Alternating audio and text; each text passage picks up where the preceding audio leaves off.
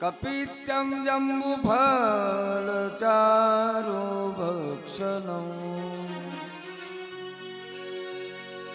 उमासुतं शोक विनाशकारकम्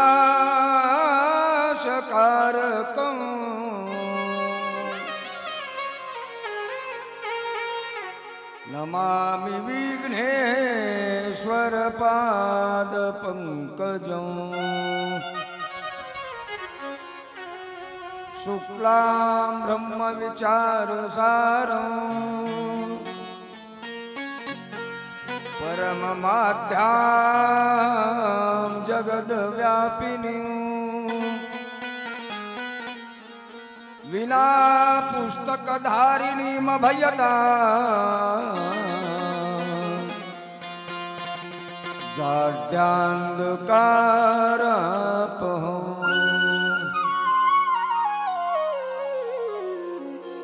हस्ते स्फाटिका मालिकामिदधती पद्मासने संस्थिता वंदे तां परमेश्वरी भगवती बुद्धि प्रदां शारदा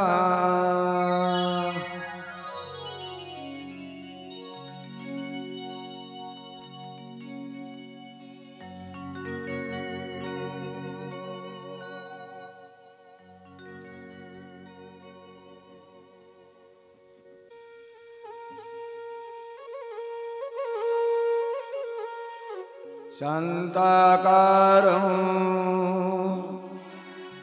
भुजगशयनं पद्मनाभं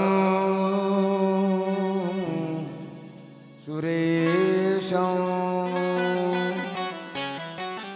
विश्वाधारं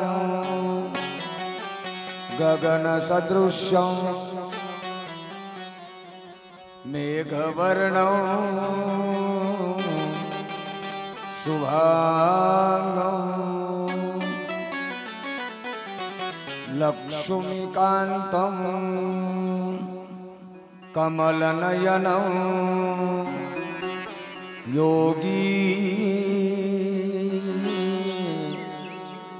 बिर्ध्यानगम्यं वन्दे विष्णो भवभयहरं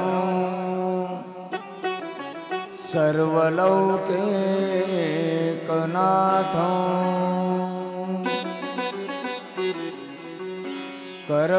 कर्पूरगौरं करुणावतारं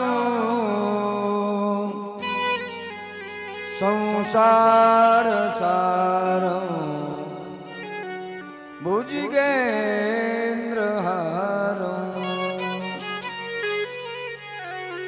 सदा वसन्तं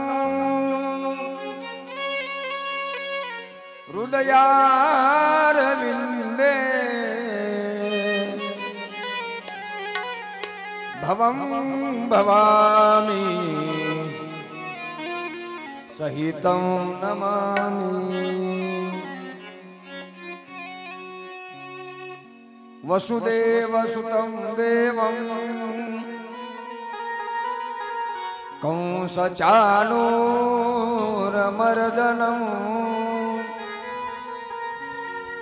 देवकी परमानन्दं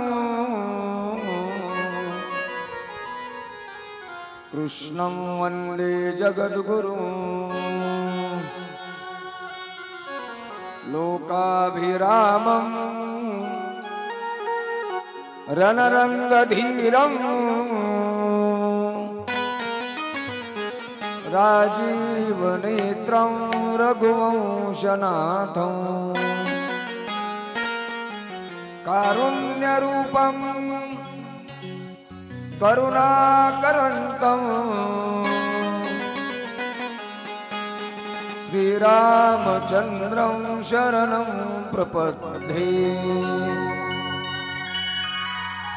मनोजवं मारुततुल्यवेगं जितेन्द्रियं बुद्धिमतां वरिष्ठं वातात्मजं वानरयूतमुख्यं श्रीरामदूतं शरणं प्रपद्ये।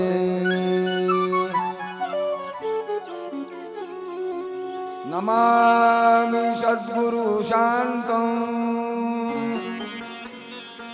सच्चिदानन्द विग्रहं पूर्ण ब्रह्म परानन्दं मीशमानन्दि वल्लभम्। गुरुर्ब्रह्मा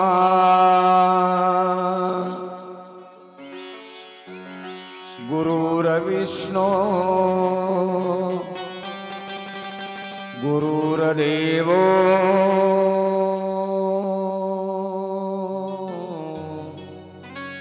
महेश्वरः।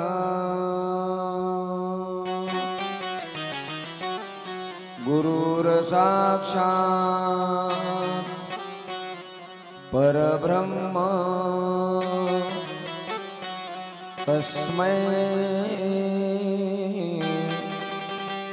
श्री गुरवै नमः। तस्मै श्री गुरवै नमः। तस्मै श्री गुरवे नमः।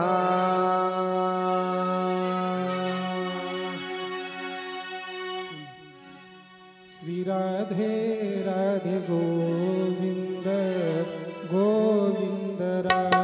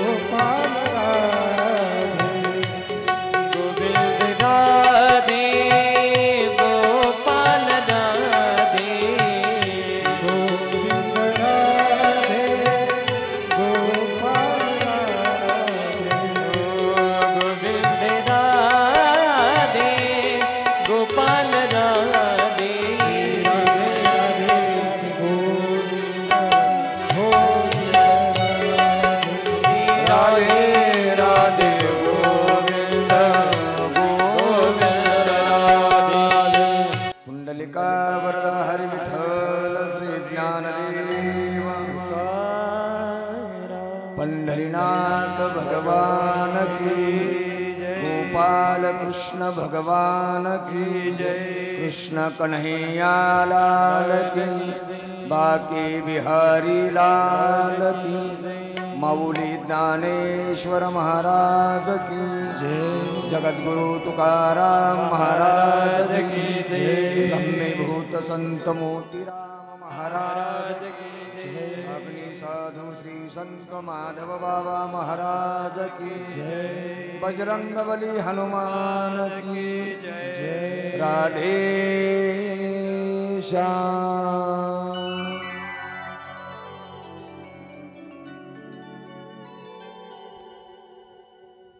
मांडना एक रुक्मिणी प्राण संजीवन जगदाधार, भक्तवांचा कल्पतरू करुणावरुणालय भगवान श्री पांडुरंगाच्या असीम आघात कृपेद्वारा मुक्त कैवल्य तेजोनिधी विश्वमाऊली ज्ञानोबराय वैराग्य राग रसिक जगद्गुरु श्रीमंत श्री तुकोबराय ब्रह्मीभूत संत मोतीराम महाराज अग्नि साधू माधव बाबा ग्रामदेवत हनुमंतराय आदी करून सकल साधू संतांच्या असीम आघात अपूर्व कृपेद्वारा पवित्र पुण्यभूमी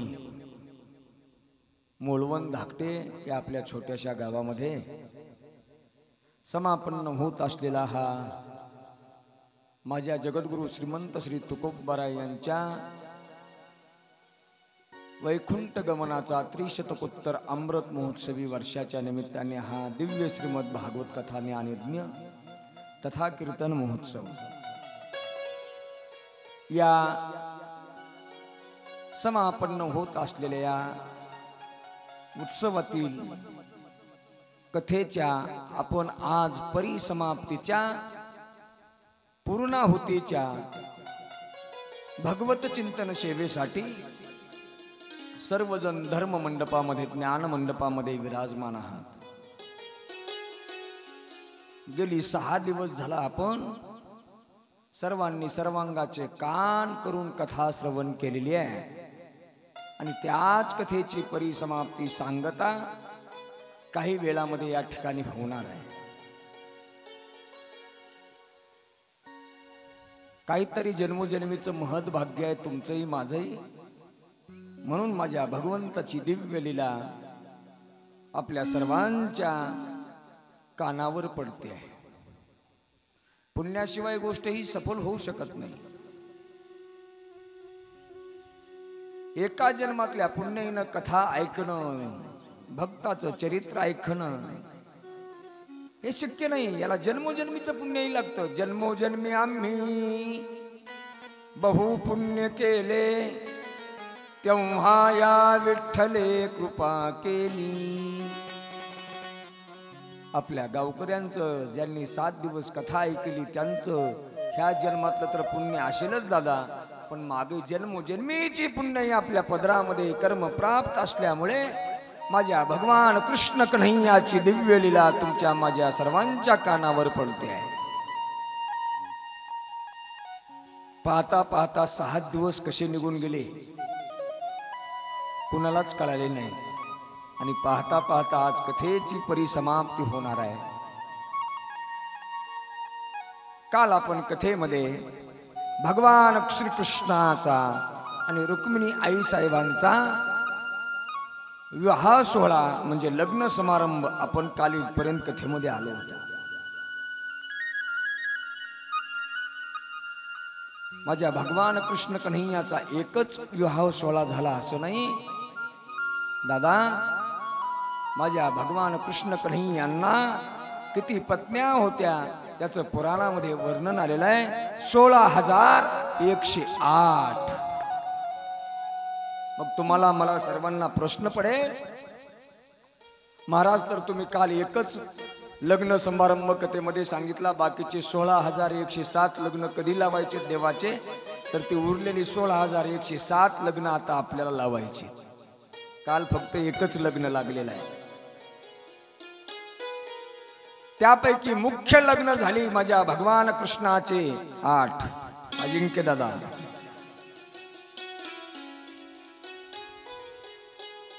त्यापैकी काल रुक्मिणी आई साहेबांचा आणि भगवान श्रीकृष्णाचा एक लग्न समारंभ आपण पाहिला आहे। आता हा लग्न समारंभ झाल्यानंतर सम्यंतक मण्याची कथा येते। तो सम्यंतक मणी म्हणजे काय, तो सम्यंतक मणी कोणी दिला, कुणाला दिला आणि त्याच्यापासून माझ्या भगवान कृष्ण कन्हैयाच्या पुढच्या विवाहाची कथा आहे। सत्राजित नावाचा राजा होता आणि तो सत्राजित नावाचा राजा सूर्यदेवतेचा उपासक होता। सूर्यदेवतेचा इतकी त्या सूर्यदेवतेची त्याने उपासना करावी, इतकी उपासना करावी,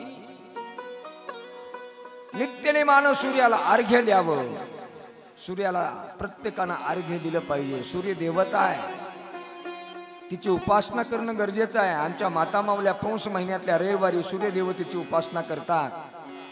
फक्त त्या महिन्यामध्ये महिनाभर सुद्धा करत नाहीत, त्या प्रत्येक रविवारी करतात. ते पाट असा मांडलेला असतो, पाटावर असा गोपीचंदनानं असं सूर्याचं चित्र काढलेलं असतं. आणखी काय काय असतं त्याला सांगा ना, काय काय करता? एवढंच का? त्याला काहीतरी लंगडा देव, शबास. हा, आणखी हे सगळी काही उपासना आहे ती सूर्यदेवतेची. सत्राजित नावाचा राजा सूर्यदेवतेचा भयानक महाभयंकर उपासक होता. इतकी उपासना कडक करायचा सत्राजित नावाचा राजा. एके दिवशी त्याच्या उपासनेला, त्याच्या साधनेला सूर्यदेवता प्रसन्न झाली आणि त्या सूर्यदेवतेने एक मणी दिला. त्याच मण्याचं नाव आहे सम्यंतक मणी. तो सत्राजितला दिला. सत्राजिताला तो धन धान्य सगळं काही त्या घरामध्ये भरपूर असायचं. त्या घरावर येणारे संकट नाहीसे व्हायचे. त्या घरामध्ये दुःखद घटना कधी घडायची नाही. भूकंप वगैरे असले जे काही प्रकरण होतात, ज्या गावात जो सम्यंतक नावाचा मणी आहे त्या गावाला भूकंपाचा सुद्धा धोका लागत नाही. मग सत्राजित नावाच्या राजाकडे तो सम्यंतक मणी होता आणि सम्यंतक मण्यामुळे येणारी संपत्ती, येणारं सोनं, येणारं धन, येणारं ऐश्वर्य, माणसाकडे पैसा झाला ना, पैसा सगळी ऐश्वर्य माणसाच्या चरणाजवळ लोटांगण घेतात. फक्त माणसाच्या खिशात पैसा पाहिजे. काही जुने लोक म्हणतात पा, अरे ज्याच्याकडे पैसा आहे ना त्याची अक्कल काम करते, आणि ज्याच्याकडे पैसा नाही ते किती हुशार असला, किती अक्कलवान असला, त्याची अक्कल काम करत नाही. येडपट माणूस असू द्या, एखादा येडपट, आणि तो श्रीमंत असू द्या, त्याच्या पाठीमाग पुढं 10-5 माणसं गोळा होऊन चालतात. दुसरं तिसरं कशासाठीच नाही दादा, फक्त त्याचा पैसा बोलतो. पैसा माणसाच्या जीवनामध्ये संपत्तीला, धनाला अनन्यसाधारण महत्व आहे. धन प्रत्येक माणसाकडे असलंच पाहिजे. पण त्या सत्राजित नावाच्या राजाकड त्या सम्यंतक मण्याचा देणं म्हणून कितीही सोनं नाणं यायचं, कितीही धन संपत्ती यायची, इतकी धन संपत्ती यायची. त्या धन संपत्तीच्या धनसंपत्ती असल्यामुळे, हा बोलू नका, राहू द्या, राहू द्या, बसा. ती धनसंपत्ती जवळ असल्यामुळे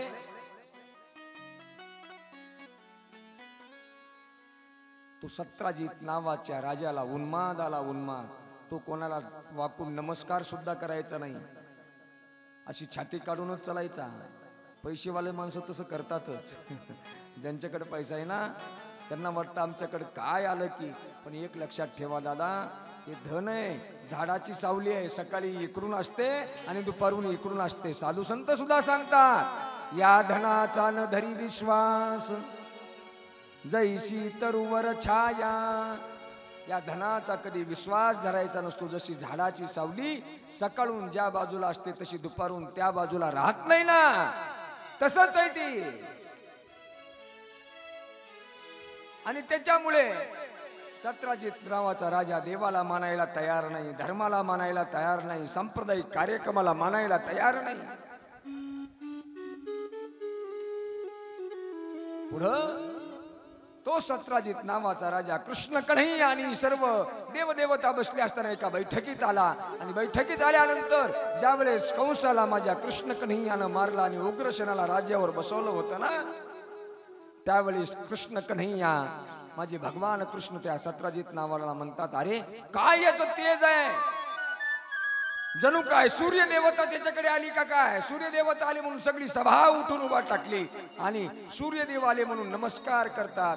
आणि सूर्यदेव सुद्धा त्याच देवाच्या बैठकीमध्ये होते. सूर्यदेव स्वतः उभा टाकले आणि सूर्यदेव म्हणतात, भगवंता सूर्यदेव मी आहे, मी हा सूर्यदेव नाही, हा सत्राजित नावाचा राजा आहे.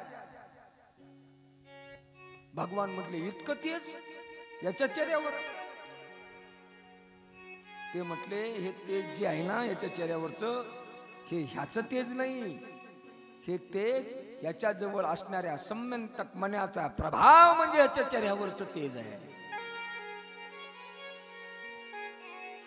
मग भगवंतांनी त्या सम्यंतक मनाची काय माहिती काढून घेतली आणि त्या सत्राजित नावाच्या राजाला बोलवलं. आणि सत्राजित नावाचा राजा ला भगवान कृष्ण म्हणतात, सत्राजिता, तुझ्याकडे जो सम्यंतक नावाचा मणी आहे ना, तो आता काय कर, हा मणी उग्रसेनाला दे, उग्रसेनाला. कारण या मण्याचा उपभोग तू इतकी दिवस भरपूर घेतलास, तुझ्याकडे धन संपत्ती ऐश्वर्य सर्व काही तुला मिळालेलं आहे. आता हा मणी तू उग्रसेनाला दे. पण सत्राजिताला संशय आला आणि सत्राजिताला वाटलं की देव द्वेष भावनेने कपटाने हा मणी मागतोय, माझा ऐश्वर्य देवाला देखवत नाही,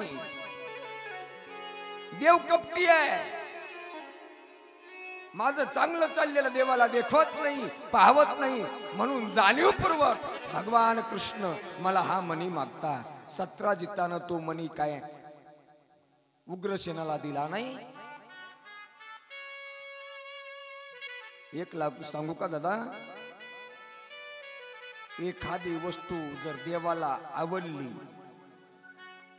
तर ती वस्तू आपण देवाला द्यावी का नाही? काय केलं पाहिजे? एखादी वस्तू देवाला आवडली आणि देवानं जर तुम्हाला ती वस्तू मागितली, ती द्यावी का नाही? काहीतरी सांगा ना. नाही तरी म्हणा, द्यावी तरी म्हणा.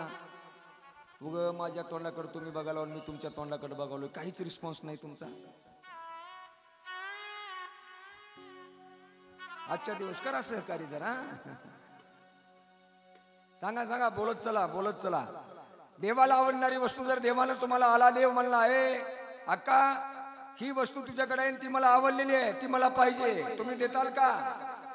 नाही, देणार नाही, देणार नाही. तुम्ही जर त्याला आवडलेली वस्तू दिली नाही ना, मग देव सुद्धा तुम्हाला आवडणाऱ्या वस्तू देवानं द्यायचं काय गुत्त घेतलं का?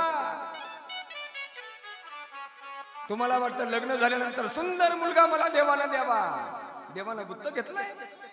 तुम्हाला वाटतं आमच्या संसारामध्ये दुःख येऊ नये, देवानं आमच्या संसारामध्ये सुख द्यावं, देवानं काही गुत्त घेतलंय? तुम्हाला वाटतं आमच्या संसारामध्ये पैशाची संपत्तीची कधीच कमी पडू नये, देवा तुझी आम्ही सेवा करून तू आमच्या संसारामध्ये संपत्ती दे, देवानं काही गुत्त घेतलंय? अरे देव जर तुम्हाला एखादी वस्तू मागत असेल, जर तुम्ही त्याला देत नसताल, देवही तुम्हाला आवडणाऱ्या वस्तू देऊ शकत नाही. सत्राजिताची भावना अशी झाली दादा. सत्राजिताला कृष्ण कन्हैयानं तो मणी मागितला, पण सत्राजितानं तो मणी दिला नाही. पुढे चलून तो मणी सत्राजिताचा भाऊ प्रशन, त्या प्रशनाच्या हातात त्या सत्राजितानं दिला आणि तो मणी घेऊन सायंकाळच्या वेळी तो प्रशन शिकारीसाठी जंगलात गेला. जसा तो जंगलात गेला, त्या प्रशनाला सिंहानं मारलं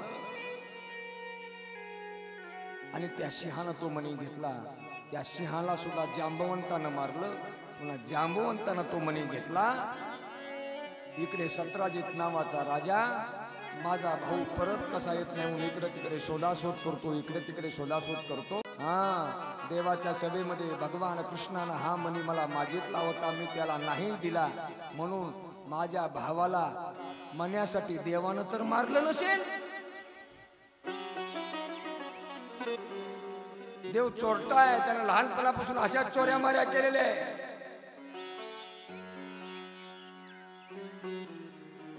मग तो सत्राजित म्हणतो, हे दुसरा तिसऱ्याचं कुणाचंच काम नाही, कृष्णाचं काम आहे. माझ्या भावाला मारलं आणि त्यानं तो मणी नेला. आता सांगा, हे देवावर चोरीचा आळ आलं, चोरीचा आळ. ही बातमी भगवान कृष्णाला द्वारकेत कळाली. सत्राजित नावाच्या राजानं तुमच्यावर आळ घेतलंय, सम्यंतक नावाचा मणी तुम्ही चोरला. देव म्हटले, मला काय, मी सहज म्हणून गेलो, पण विनाकारणच आळ आलं. चोरीचं माणसावर आळ आले, विनाकारण आळ येत असतं कधी कधी. तुम्हाला जर वाटत असेल ना तुमचं जीवन जगताना आपल्यावर चोरीचा आळ येऊ नये, तर काही नियम आहेत त्याच्यामध्ये शास्त्रामध्ये सुद्धा. ऐका, लक्ष देऊन ऐका. गणेश पुराणामध्ये फार सुंदर वर्णन आलेलं आहे. एखादी व्यक्ती भाद्रपद शुद्ध चतुर्थीला जर चंद्राचं दर्शन करील तर त्याच्यावर एका वर्षामध्ये चोरीचा आळ आल्याशिवाय राहत नाही.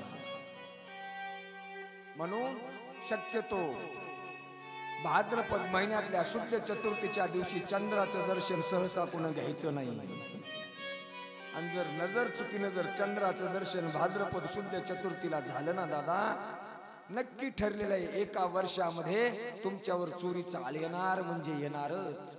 तसं माझ्या भगवान कृष्णावर चोरीचं आळ आलं. भगवान कृष्णाला वाटायला लागलं विनाकारणच माझ्यावर चोरीचं आळ आलंय. आता या लागलेला माझ्या जीवनावर आचरणावर हा कलंक पुसून टाकण्यासाठी भगवान कृष्ण सुद्धा त्या प्रशेनाचा शोध घेतात. एका जंगलामध्ये जातात. जंगलात फिरत असताना एक गुहा दिसली आणि त्या गुहामध्ये लख प्रकाश दिसला. गुहामध्ये कशाचा प्रकाश आहे म्हणून पाहायला जातात. देव तर तो सम्यंतक म्हणे त्या गुहेत होता आणि जांबवंत तिथे होता. ते सम्यंतक म्हणे भगवान कृष्ण घेणार तितक्यात जांबवंत येतो आणि भगवान कृष्णासोबत युद्ध करायला लागला. दोघांचं युद्ध चालू झालं. त्या अस्वलाचं आणि कृष्णाचं जसं युद्ध चालू झालं ना, अस्वलाचे पाय माझ्या भगवान कृष्णानं धरले, गरगर गरगर गरगर गरगर फिरवला आणि अस्वलाला आपटलं आणि त्या अस्वलाचा माझ्या भगवान कृष्णाने जागीच वध केला.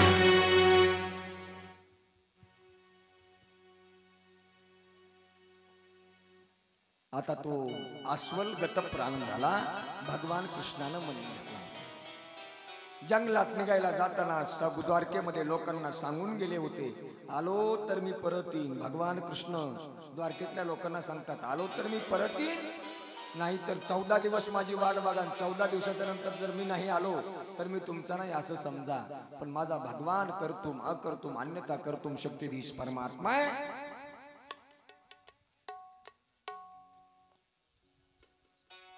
त्याला काय अशक्य गोष्टी आहेत?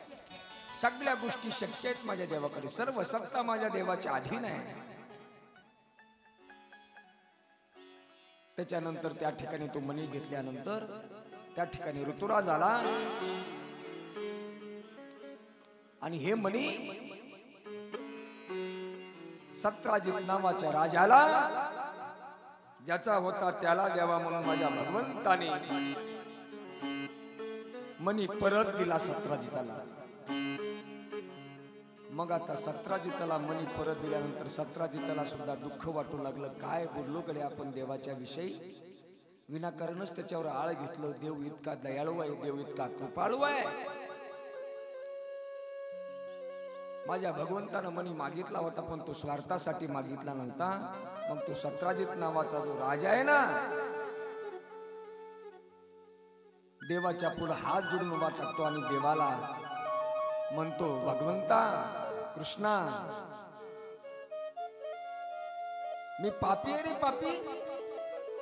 तुझ्यासारख्या देवावर साक्षात जगाच्या मालकावर मी चोरीचा आळ घेतला. आता हे पाप माझं कशानं नष्ट होईल, कशानं? अशी विनवणी करतो आणि माझ्या भगवान कृष्णाला तो सत्राजित नावाचा राजा म्हणतो, आता देवा हा मणी मला नका, पण हा मणी घ्या, पण त्या बदल्यामध्ये माझी मुलगी सत्यभामा आहे, तिच्यासोबत तुम्ही विवाह करा. मग द्वारकेमध्ये माझ्या भगवान कृष्णाचा आणि सत्यभामा मातेचा विवाह फार मोठ्या थाटामाटात संपन्न झाला. शुभमंगल सावधान. आता देवाचे किती लग्न झाले तुम्हाला बोलता येत नाही का? खाली बसलेल्याला विचारतो, देवाचे लग्न किती झाले? 4. 2 ना? 2. हा 2. आता देवाचा माझ्या दुसरा विवाह लागला. त्याच्यानंतर देव अर्जुनाला भेटण्यासाठी हस्तिनापूरला जात होते आणि हस्तिनापूरला जाताना यमुना मैयाच्या पवित्र तीरावर एक कुमारिका मुलगी तप करत बसली होती. जाता जाता माझ्या भगवान कृष्णाची नजर त्या मुलीवर पडली आणि अर्जुनाला भेटल्यानंतर अर्जुनाला म्हणतात, अर्जुना मी प्रवास करत होतो आणि येता येता येता यमुना मैयाच्या तीरावर एक मुलगी ध्यान धारणा तप करत बसली होती. ती कोण होती? अर्जुन म्हणतो, देवा ती कालिंदी होती. कालिंदी ती कुणाच्यासाठी तप करू लागली? अर्जुन म्हणतो, देवा ती कालिंदी नावाची मुलगी ती तप याच्यासाठीच करते की मला माझा पती कृष्ण कन्हैया व्हावा, याच्यासाठी तिचा अहोरात्र तप चालू आहे. तिची मनोकामना आहे की तुम्ही तिचा पती व्हावं. देव म्हटले, भक्तांच्या इच्छा पूर्ण करण्यासाठीच माझा अवतार आहे. भगवान हस्तिनापुरातून त्या यमुना मैयाच्या तीरावर आले, कालिंदी जवळ आले, कालिंदीला रथात घेतलं. चल तुझं जे मनोरथ आहे ते मी पूर्ण करणार. कालिंदीला घेऊन भगवान कृष्ण कन्हैया द्वारकेत आले आणि कालिंदी मातेचा आणि माझ्या भगवान कृष्ण कन्हैयाचा विवाह द्वारकेमध्ये मोठ्या थाटामाटात संपन्न झाला. शुभमंगल सावधान. आता माझ्या भगवान कृष्ण कन्हैयाचा हा तिसरा विवाह संपन्न झाला.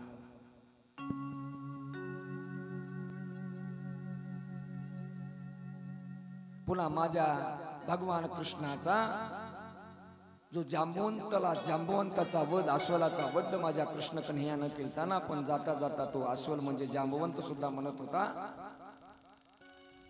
देवा आता माझी जाता जाता एक विनंती आहे, माझी मुलगी जांबवंती आहे, तुम्ही तिचा स्वीकार करावा. देव म्हटले, याच्यासाठीच माझा अवतार आहे. त्या जांबवंतीला भगवंतानी द्वारकेत आणलं. भगवान कृष्णाचा आणि जांबवंतीचा द्वारकेमध्ये फार मोठ्या थाटामाटात विवाह संपन्न झाला. शुभमंगल सावधान. किती झाले देवा, किती झाले? शाबास, 4 झाले, 4. आता विंध्य आणि अनविंदे अवंती देशाचे राजा दुर्योधनाचे मित्र आहे. त्यांची इच्छा होती की आपली बहीण दुर्योधनाला द्यावी, पण ती देवाचे चिंतन करीत असल्यामुळे ती आते बहीण होते म्हणून त्या दुर्योधनाला दिलं नाही.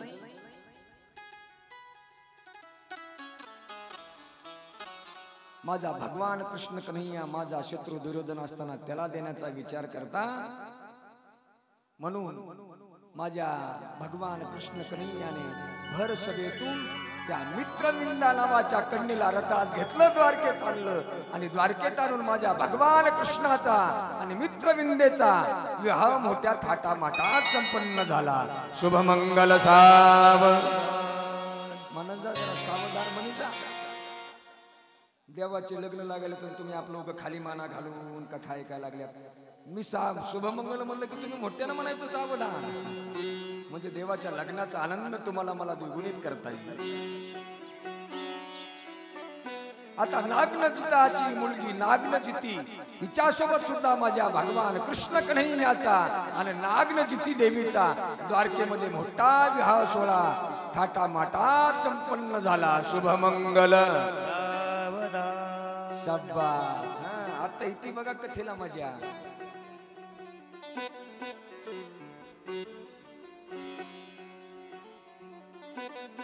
त्या नागनजिती नावाची जी देवाची पत्नी झाली ना, त्या नागनजितानं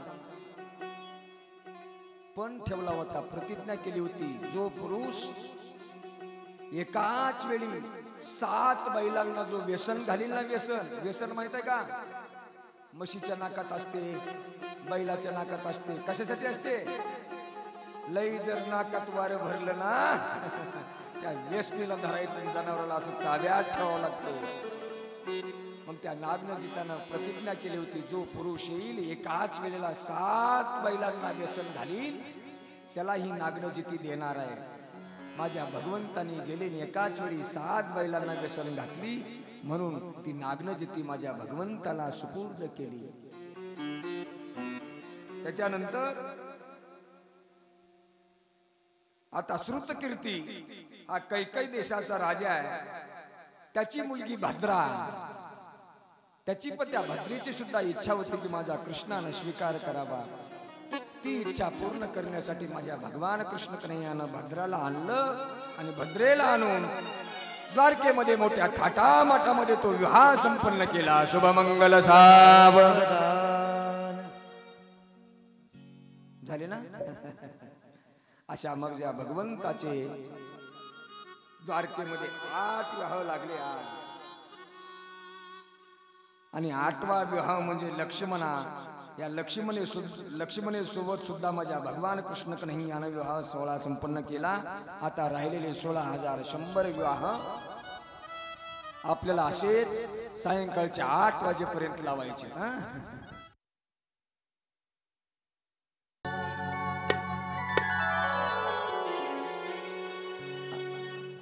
भगवंताचे 16,100 विवाह आता आपल्याला लावायचे. ती 16,100 विवाह कसे लागले ती एकाच कथेमध्ये विवाह लागले. भौमासूर नावाचा दैत्य आहे. त्या भौमासूर नावाच्या दैत्यानं अनेक राज्यांना त्रास दिलाय, अनेक राजांना हरवलंय आणि अनेक राज्यातल्या सर्व 16,100 कन्या आपल्या राज्यामध्ये आणून बंदिस्त करून ठेवल्या होत्या.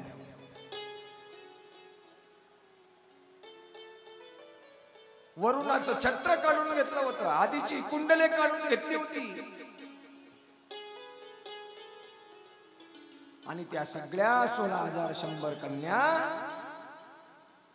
त्या भौमासुराने आपल्या राज्यामध्ये बंदिस्त केल्या होत्या. पाहता पाहता ही बातमी माझ्या भगवान कृष्णाला कळाली. आणि भगवान कृष्णाला कळाल्यानंतर भगवान कृष्णाला वाटलं, अरे मी या जगामध्ये अवतार घेतलेला आहे, अवतार घेतलेला असताना इथे एखाद्यावर अन्याय होणं आणि मी इथं भूमीवर असताना हे शक्य नाही. अन्यायाच्या विरुद्ध लढणं माझं काम आहे, माझा अवतारच त्याच्यासाठी आहे. माझा भगवान कृष्ण त्या भौमासुराच्या नगरीत आले, ज्या ठिकाणी त्या 16,100 कन्या बंदिस्त करून ठेवल्या होत्या ना, त्या 16,000 कन्या 100 कन्या जे होत्या त्या 16,100 कन्याच्या संरक्षणासाठी त्याने एक दैत्य ठेवला होता. त्या दैत्याकडे माझे भगवान कृष्ण कन्हैया जातात आणि त्या दैत्यानं त्या भगवान कृष्ण कन्हैयाला पाहिलं. त्याला 5 डोके होती, 5. तो दैत्य धावत बोलतच माझ्या भगवान कृष्णाच्या अंगावर आला आणि युद्ध करू लागला. माझ्या भगवान कृष्ण कन्हैयानं त्या दैत्याचा वध केला. वध. त्या दैत्याचं नाव होतं मुरार. त्या मूर नावाच्या दैत्याचा वध केल्यामुळे त्यानंतर माझ्या भगवान कृष्णाचं नाव पडलं मुरारी. माझ्या भगवान कृष्ण कन्हैयाला मुरारी म्हणण्याच्या पाठीमागचं कारण दुसरं तिसरं काहीच नाही. याचंच दुसरं नाव आहे नरकासूर. तो कधी मारला? नरक चतुर्दशीच्या दिवशी. दीपावलीची जे 4 दिवस असतात ना, त्याच्यातला पहिला दिवस जो असतो ना त्याला नरक चतुर्दशी म्हणतात. त्या नरक चतुर्दशीच्या दिवशी माझ्या भगवान कृष्णाने त्या नरकासुराचा वध केला, म्हणून त्या दिवशी नरक चतुर्दशी आहे.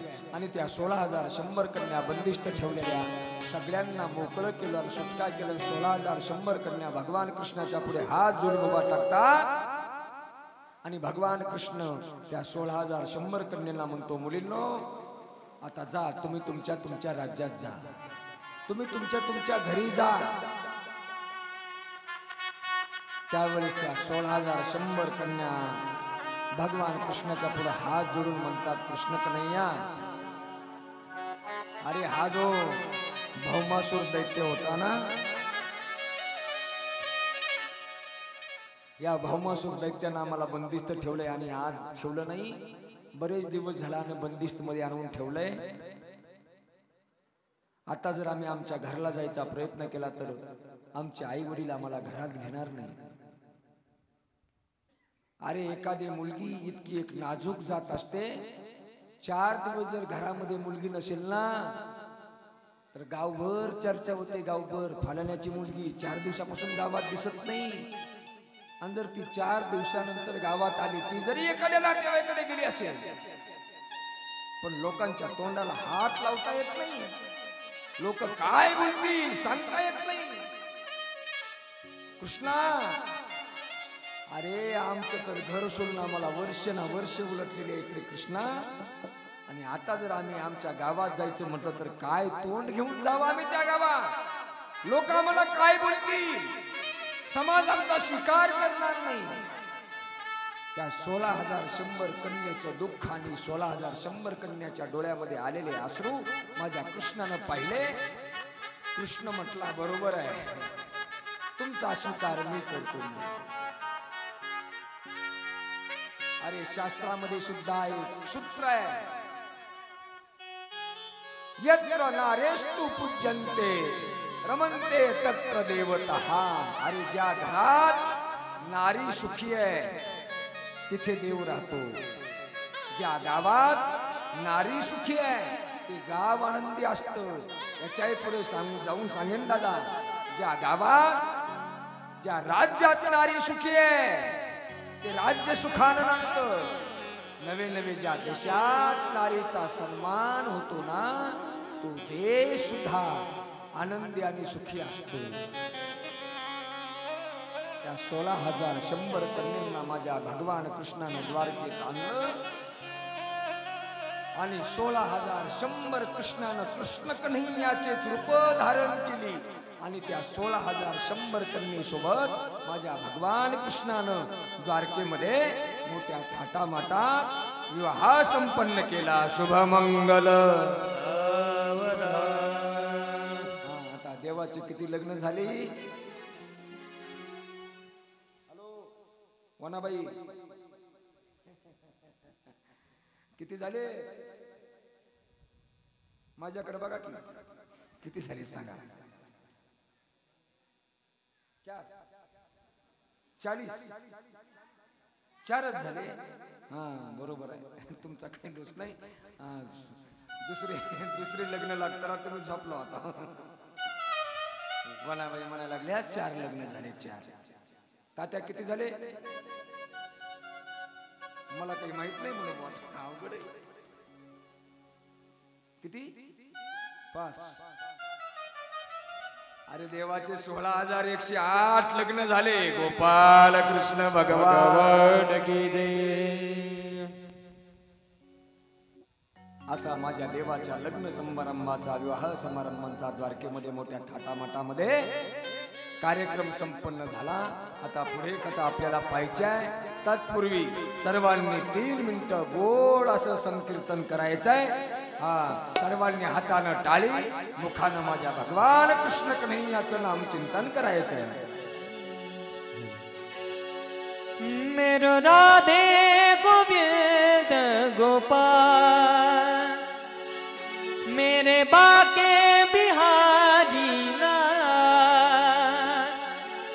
मैं गाऊं तेरी जय जयकार. राधे कृष्णा राधे कृष्णा राधे कृष्णा राधे कृष्णा. जय हो. राधे कृष्णा राधे कृष्णा राधे कृष्णा राधे कृष्णा. मेरो राधे गोविंद गोपाल मेरे बाके बिहारी लाल. मैं गाऊं तेरी जय जयकार. राधे कृष्णा राधे कृष्णा राधे कृष्णा राधे कृष्णा. राधे कृष्णा राधे कृष्णा राधे कृष्णा राधे कृष्णा.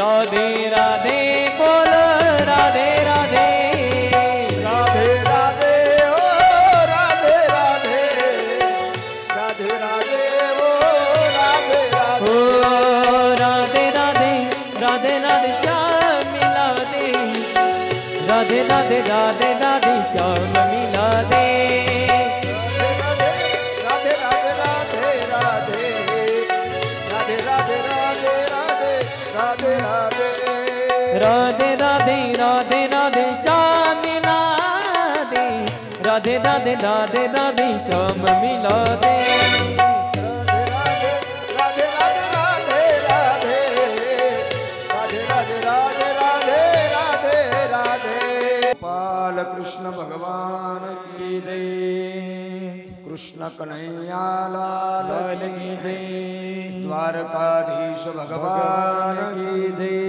राधे श्याम. माझ्या भगवंताचा सर्व विवाह संपन्न झाल्यानंतर एके दिवशी माझे भगवान कृष्ण आणि रुक्मिणी आईसाहेब वर गप्पा मारत बसले होते. ऐका,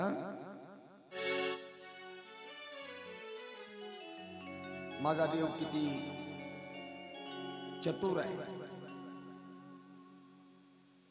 गप्पा मारता मारता चांगल्या त्यांच्या गप्पा दोघाच्या पती पत्नीच्या रंगल्या आणि पती पत्नीच्या गप्पा रंगल्यानंतर माझा भगवान कृष्ण त्या रुक्मिणी आई साहेबाला म्हणतो, अगं रुक्मिणी. ती म्हणली, बोला ना मालक. तू दिसायला किती सुंदर आहेस ग. अगं तुझं रूप म्हणजे आता काय सांगावं, तुझ्या रूपाचं वर्णन मी काय करावं रुक्मिणी. एवढंच नाही, तू राजाची राजकन्या आहेस, दिसायला रूपवान आहेस. आणि बघ, तुला काय म्हणून मी आवडलो असेल ग.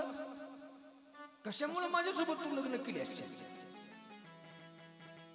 रुक्मिणी म्हणली, देवा तुम्ही असं का म्हणायला लागला. माझं ओरिजिनल प्रेम तुमच्यावर होतं म्हणून मी तुमचा स्वीकार केला.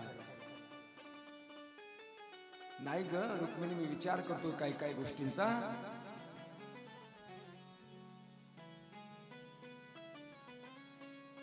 तुझा माझा जोडा तरी आहे का. तू दिसायला सुंदर, मी कसा आहे दिसायला. काळा. देव कसा आहे दिसायला. सावळा नाही, काळा आहे. काळा आहे ना. सावळा वेगळा. सावळा इडोली करासारखा असतो. सावळा माणूस इडोली करासारखा. देवाचा गॅरेंटेड कलर काळा आहे, मालिक पटला सारखा. बरोबर आहे ना. ठाईचाची काळा अनादी बहु काळा म्हणून वेदा चाळा लावी लागे माये. गोड साधू संत वर्णन करतात, देव ठाईचाची काळा.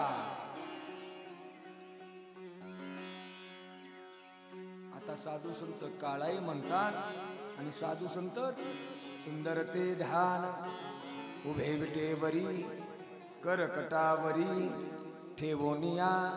आता सांगा, तुकोबारायनं सुंदर म्हटल्यालं खरं का ज्ञानोबारायनं ठाईचाची काळा म्हटल्यालं खरं. बोला सांगा, सुंदर म्हटलेलं खरं का काळा म्हटलेलं खरं. बोला ना राव, असं का करायला लागले तुम्ही. दोन्ही खरं. शाबास, याला म्हणायचं योग्य उत्तर. देव दिसायला काळा हे योग्य आहे आणि तुकोबर आहे सुंदर आहे म्हणतात ते पण योग्य आहे. अरे देव जरी वरून दिसायला काळा असला ना, सुंदर शब्दाची व्याख्या करताना शास्त्रकारांनी फार सुंदर व्याख्या केलेली आहे. सुष्टुम अंदरम यशसः सुंदरम. सुष्टुम या शब्दाचा अर्थ होतो सुंदर. अंदरम म्हणजे आतून. आतून अंदरम आतून.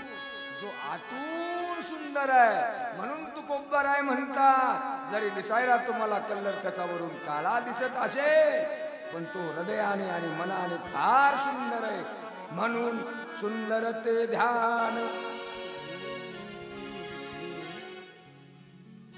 मग देव कृष्ण म्हणतात रुक्मिणीला, रुक्मिणी मी दिसायला काळा ग.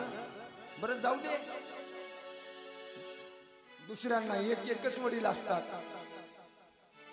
मला तर 2 बाप आहेत, 2. इकडे ऐका, माझ्याकडे लक्ष देऊन कथा ऐका. मला तर किती बाप आहेत?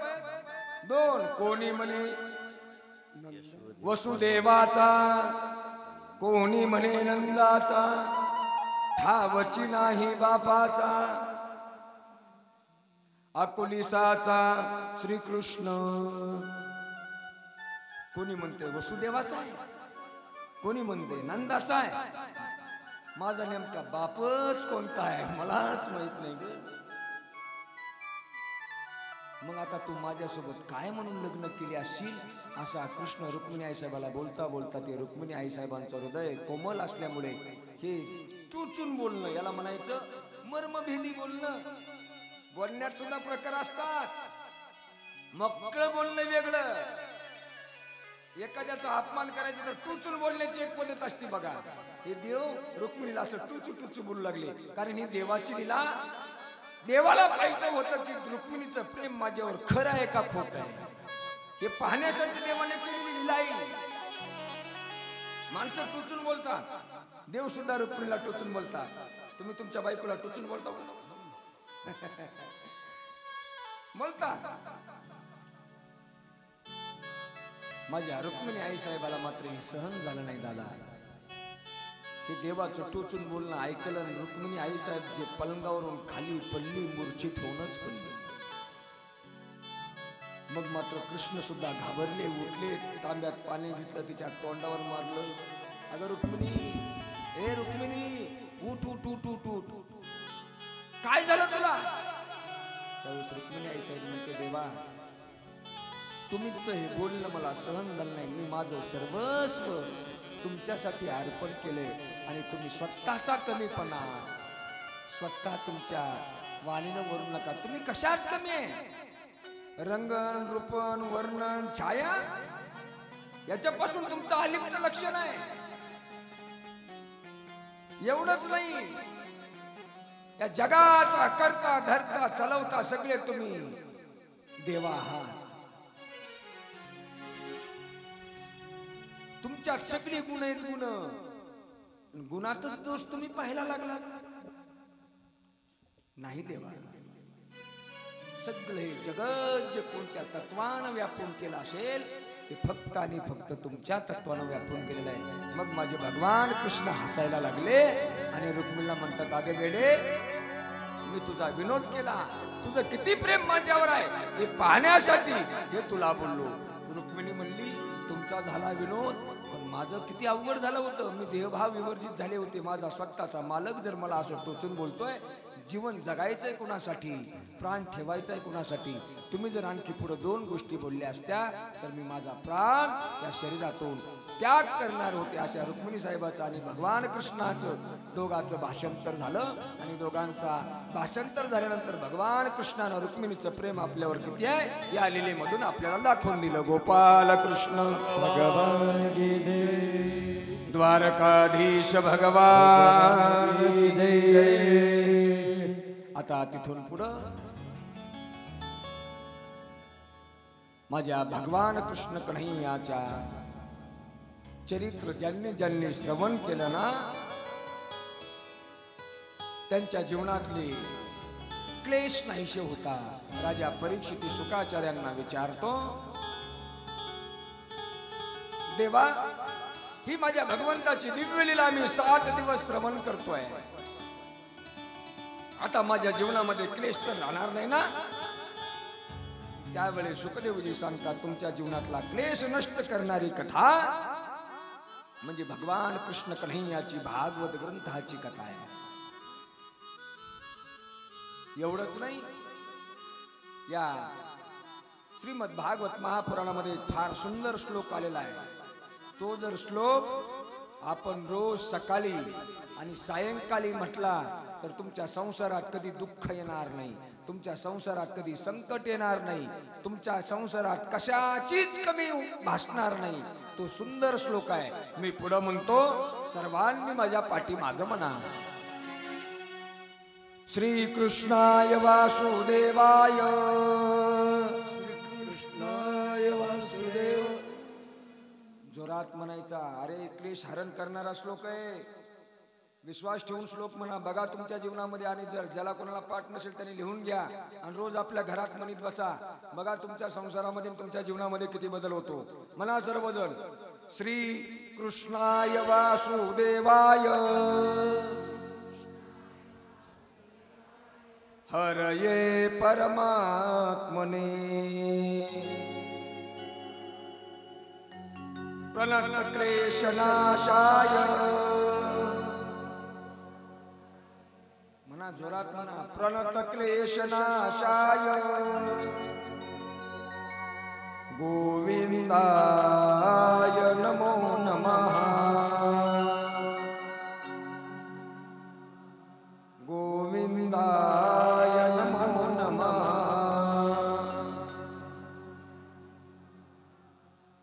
हा श्लोक जर नित्य श्लोकाचं पठण आपल्या घरात झालं तर आपल्या घरामध्ये कसल्याच प्रकारचे क्लेश येत नाहीत. हा क्लेश विनाश कारण करणारा हा सुंदर असा श्लोक श्रीमद भागवतात आलेला आहे. आणि आता इथून पुढं माझ्या भगवंताच्या गुणाचं वर्णन सुखदेवजी राजा परीक्षितीला सांगतात.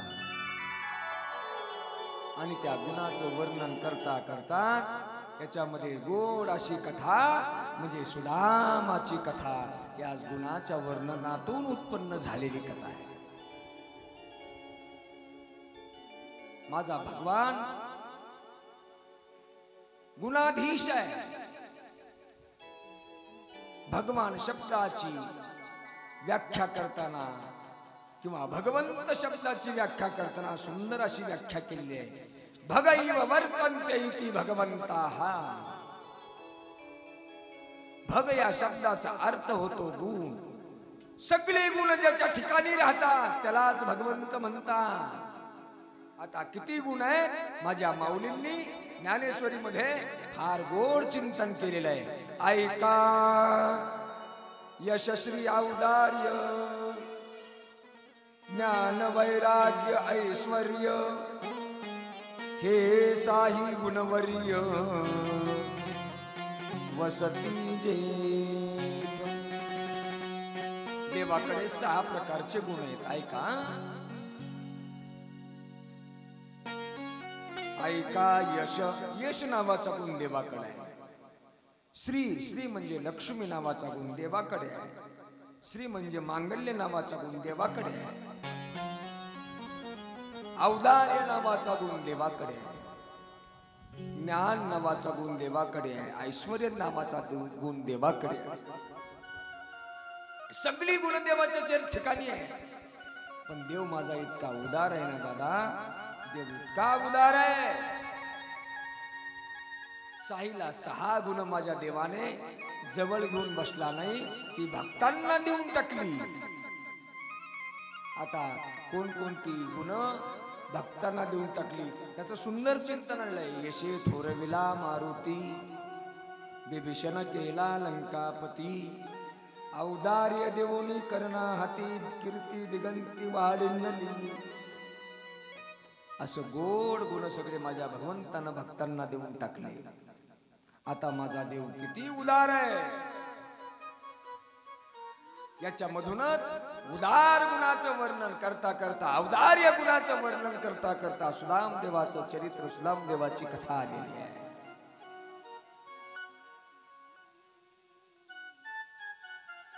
सुदामदेव एक ब्राह्मण समाजामध्ये, ब्राह्मण जातीमध्ये जन्माला आलेले सदाचारी, पंडित, शास्त्रवत्ते, आचरणशील एक व्यक्तिमत्व. फार सुज्ञ होते सुदामदेव.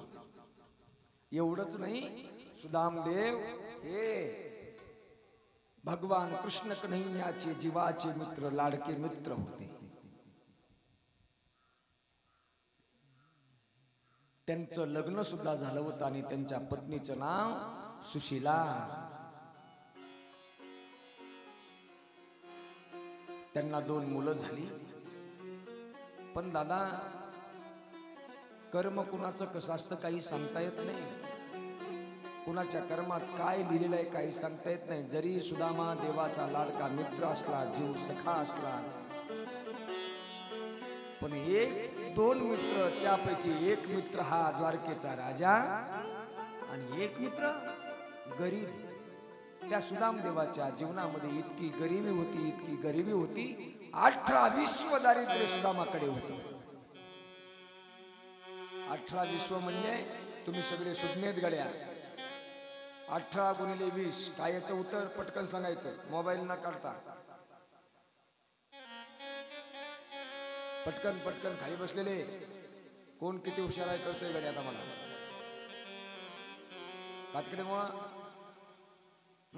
नग नग हा सांगा सांगा अर्जुन महाराज सांगा किती 60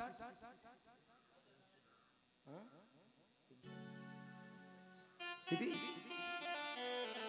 160. कुणा कुणा मोबाईल काढला होता खरं सांगा बरं.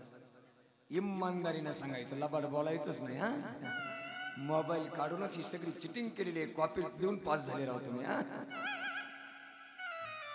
18 गुणिले 20 म्हणजे 360 दिवस माझ्या सुदामाच्या जीवनामध्ये 360 दिवस दरिद्री म्हणजे गरिबी असायची. गरिबी कुणाच्याच नशिबाला येऊ नये दादा. गरिबी फार वाईट रे. माझ्या सुदामदेवाच्या घरी त्यांचे छोटे छोटे लेकरं जरी असले ना, लेकरं, आणि त्या लेकरांनी गावामध्ये दिवाळीचा सण असावा आणि त्या दिवाळीच्या सणामध्ये गावातल्या सर्व मुली बाळी आपल्या आई वडिलांच्या माहेरामध्ये याव्यात. माहेरामध्ये आल्यानंतर दिवाळीचा सण झाला. दिवाळीच्या सणाच्या दिवशी लोकांच्या घरामध्ये गावामध्ये चिवड्याचा वास, बुंदीचा वास, लाडूचा वास, करंजीचा वास, सगळा वास शेजाऱ्याच्या घरामध्ये दरवळावा. आणि माझ्या सुदामाच्या घरामध्ये मात्र एक वेळचं पोट भरून जेवण करण्यासाठी सुद्धा अन्न नसावं इतकी गरिबी त्या सुदामाच्या जीवनात होती. काय जीवन असं. त्या दिवाळीच्या दिवशी जर लोकांच्या घरामध्ये असा घमघमाट वास सुटायला लागला ना, त्या छोट्या छोट्या सुदामदेवाच्या लेकरांनी यावं आणि सुदामदेवाच्या पुढे म्हणावं, बाबा त्या शेजारच्या काकूच्या घरामध्ये कशाचा सुगंध येतोय बाबा, फार गोड सुगंध आहे बाबा, आपल्या घरी बनणार नाही का होते बाबा. सुदामांनी लेकरांना काय बोलावं आणि या प्रश्नाचं उत्तर लेकरांना काय द्यावं म्हणून सुदामदेवांना घराच्या बाहेर हातात काठी घ्यावी आणि उंबऱ्याच्या बाहेर पडावं.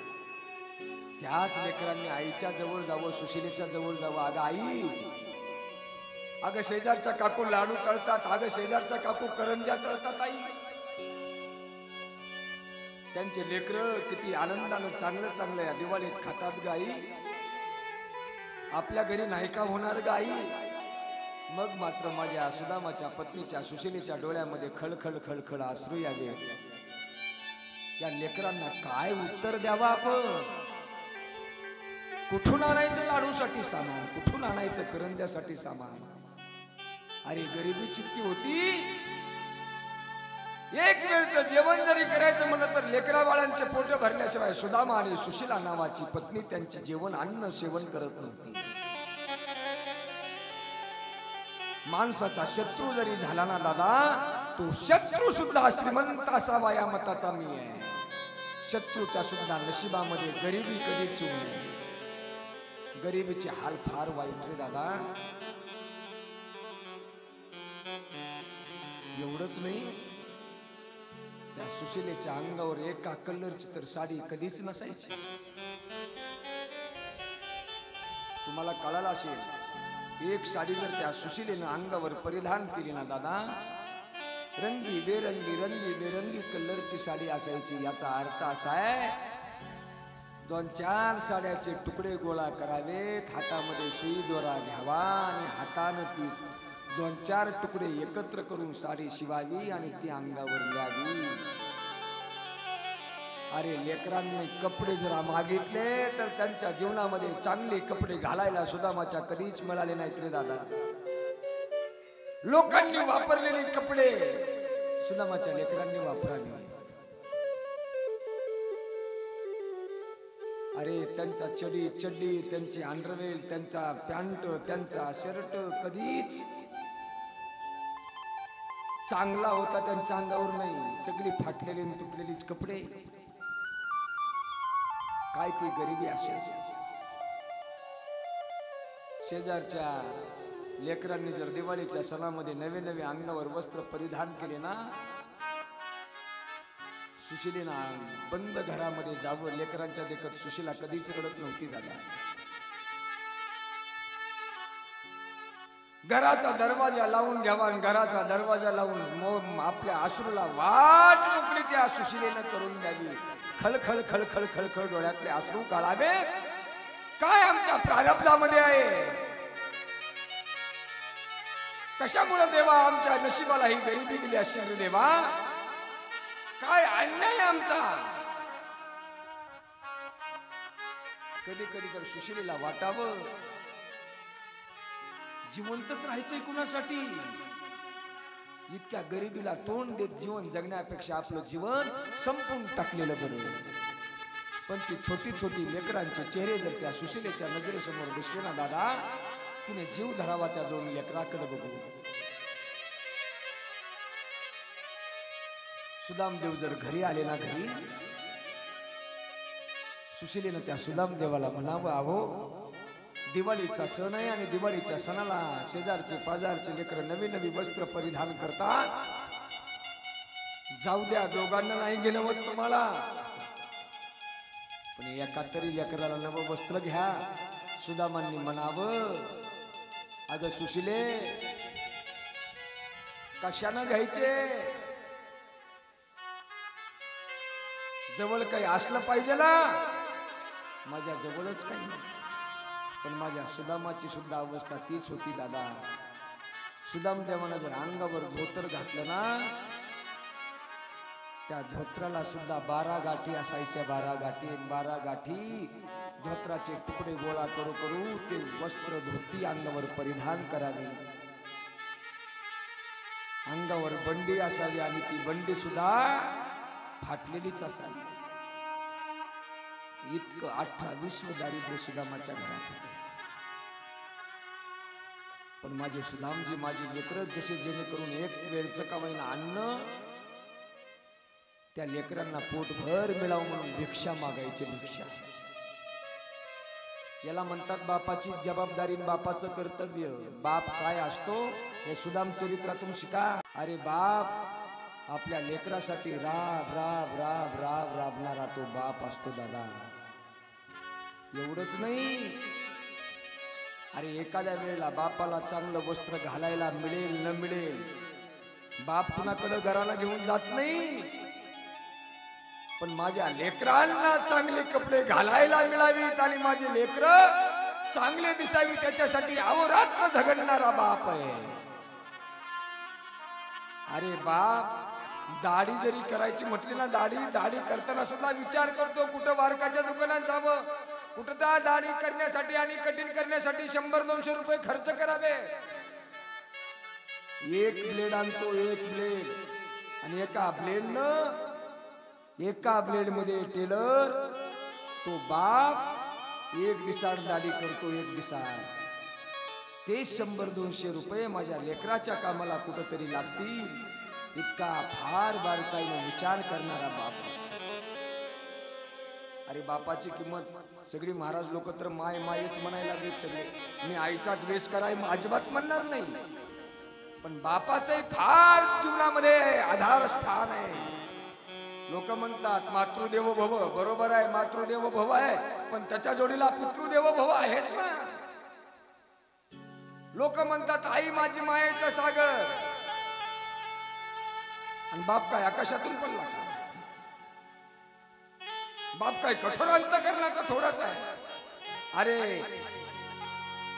एखाद्याची मुलगी असावी आणि मुलीच्या विवाहाचा लग्न समारंभाचा कार्यक्रम त्यांना आयोजित करावा, आणि लग्न समारंभाचा कार्यक्रम आयोजित केल्यानंतर मंडप ठरवायला माय जाती का बाप? बोला चला, बोलत चला, पटकन बोला. बाप जातो. आचारी ठरवायला आई जाती का वडील जातात? वडील जातात. एवढंच नाही, बाजेवाले ठरवायला आई जाती का वडील जातात? वडील जातात. एवढंच नाही, सगळ्या पाहुण्या रावळ्यांना नातेवाईकांना निमंत्रण देण्याचा कार्यक्रम आई करते का वडील करतात? वडील करतात. नाही एवढंच नाही, ह्याच्या पाया पड, त्याच्या पाया पड, ह्याच्या चरणी लोटांगण घे, त्याच्या चरणी लोटांगण घे. माझ्या मुलीचं एकुलता एक मुलीचं लग्न आहे बघा, तुम्ही माझ्या मुलीच्या लग्नाला आशीर्वाद देण्यासाठी या बघा म्हणून प्रत्येकाच्या समोर जाऊन हात जोडणारा बापच असतो दादा. एवढंच नाही, लग्न समारंभ ज्यावेळेस ती मुलगी भावल्यावर चढते आणि भावल्यावर चढल्यानंतर शुभमंगल सावधान म्हणून अक्षदा टाकतात ना, त्यावेळेस हा बाप एका मंडपाच्या बांबूच्या तक्क्याला टेकन देऊन असा हातामध्ये अक्षदा घेऊन उभा टाकलेला असतो. त्याचा असा अकंठ सद्गतीत झालेला असतो, पण त्याला रडता येत नाही. अजिबात तो बाप रडत नाही. त्यावेळेस त्याच्या चेहऱ्यावर हसूच दाखवतो, हसू. लग्न समारंभ झाला की सर्व नातेवाईकांना जीव खाऊ घालून सगळं बिराड पाठवून ज्यावेळेस मुलगी माहेरला जाते ना दादा, त्यावेळेस त्या बापाची तळमळ बघा, तळमळ. तो बाप किती तळमळतो. जसा पाण्यातून मासा बाहेर काढून टाकल्यास जसा तडफड तडफड करतो ना, त्यावेळेस त्या बापाचा अंतकरण आपली स्वतःची लेक माहेरला जाताना पाठवताना होतं. आणि एकदा लेक सुद्धा गाडीत बसवून दिली, जर त्या लेकीची गाडी जर न त्या नवरदेवासोबत निघून गेली ना, मग तो बाप बाया पोरा देखत रडत नाही, गाववाल्या देखत रडत नाही. घरात जातो, घराचा दरवाजा लावून घेतो, क्वाटवर पलंगावर पडतो आणि एखादा लोड एखादी उशी आपल्या हृदयाला धरतो आणि ढसा ढसा ढसा ढसा आपल्या अश्रूला वाट मोकळी करून देतो. तो बाप असतो टेलर. आता मला सांगा, आई श्रेष्ठ का बाप श्रेष्ठ? बापच श्रेष्ठ ना. अरे सर्व लेकरांची जबाबदारी खांद्यावर पेलवणारा बापच आहे ना. बरं जाऊ द्या, तुमच्या माझ्या जीवनामध्ये एखादा कठीण प्रसंग यावा, मी आईचं महत्व कमी करतोय अजिबात नाही. आई बारीक सारीक गोष्टीवर लेकराच्या ध्यान देते. लेकराला थोडं लागलं, लेकराचं काही दुखू लागलं, खुपू लागलं तर आई थोडं लक्ष देते. पण त्या लेकराच्या जीवनामध्ये ज्यावेळेस कठीण प्रसंग येईल ना, कठीण, त्यावेळेस त्या लेकराच्या डोळ्यासमोर त्याची आई दिसत नाही दादा, त्यावेळेस बाप दिसतो. बाप त्या लेकरांना असं पांदीच्या रस्त्यानं चलत जावं आणि चलत जाता जाता जाता जाता जाता जाता अचानक भयानक मोठा साप त्याच्या नजरेसमोर दिसावा. जसा त्याला साप दिसला ना, ते लेकरू अगं आई ग म्हणत नाही, अरे बाप रे म्हणतो. त्यावेळेस त्याला बाप आठवतो. बाप ज्यावेळेस जीवनामध्ये कठीण प्रसंग येत असतात, त्यावेळेस बाप त्या कठीण प्रसंगावर मात करत असतो. तेच माझ्या सुदामदेवजीच्या चरित्रामध्ये आहे, जीवनामध्ये आहे. पण दोन मुलांचं जर पालन पोषण आपण जर करू शकत नाही, काय आपल्या जीवनाचा जगून अर्थ आहे? धिक्कार आहे माझ्या जीवनाचा. एके दिवशी सुदामा आणि सुशीला दोघे गप्पा मारत बसले असताना त्या गरिबीचं वर्णन चालू होतं. सुशीला सुदामाला म्हणते, स्वामीजी मालक, किती गरिबी आपल्या जीवनात. अहो, आपल्या लेकरांचं कोड कौतिक सुद्धा आपल्या संसारातून जर पूर्ण होत नसेल, त्या लेकरांना जन्म देणं म्हणजे त्यांनी आपल्या पोटी जन्म घेतला म्हणजे त्यांचं पाप आहे का काय? त्यांना लिहायला वस्त्र चांगली नाहीत, त्यांना पोटभर खायला अन्न मिळत नाही. त्यावेळेस मात्र सुदामा म्हणतात, काय करू सुशीला आता आम्ही? त्यावेळेस सुशीला म्हणते, तुमचा बालपणीचा सखा मित्र द्वारकेचा राजा झालाय म्हणे ना, तो जाना त्याच्याकडे भेटायला आणि मागा त्याला काहीतरी. सुदामा म्हणतात, जरी राजा झाला तरी मागण्यासाठी आणि मी द्वारकेला जाऊ शक्य नाहीये. बरं जाऊ द्या, तुम्हाला मागायला जायचं नसेल, उगाच जाऊन त्याला भेटून त्याचं दर्शन तरी घेऊन या.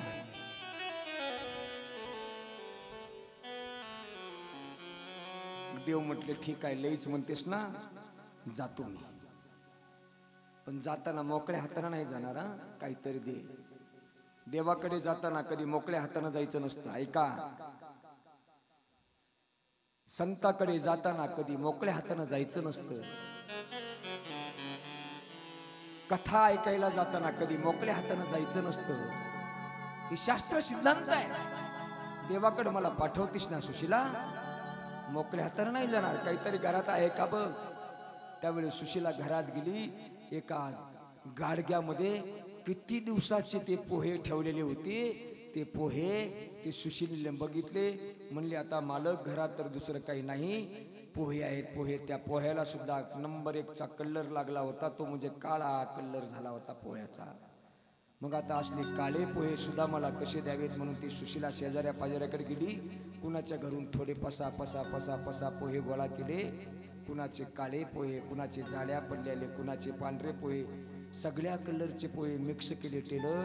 आणि सगळ्या कलरचे पोहे मिक्स करून एका पुरचुंडीमध्ये बांधले, सुती कपड्यात बांधले. आणि ती पुरचुंडी सुदामदेवाच्या हातात दिली. आणि माझे सुदामदेव ती पोह्याची पुरचुंडी घेऊन द्वारकेच्या दिशेने निघाले. दादा, उन्हाळ्याचे दिवस होते.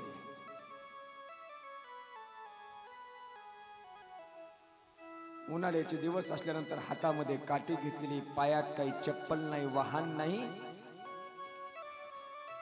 फाटलेलं धोतर आहे, गाठी बांधलेली बंडी आहे. आणि काठी टेकीत काठी टेकीत काठी टेकीत सुदामदेव द्वारकेला निघालेले आहे. चले श्याम सुंदर से मिलने सुदामा,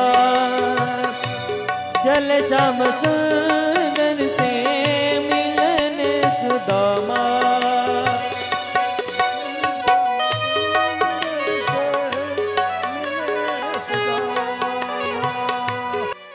वाह वाह. चले श्याम सुंदर से मिलने सुदामा,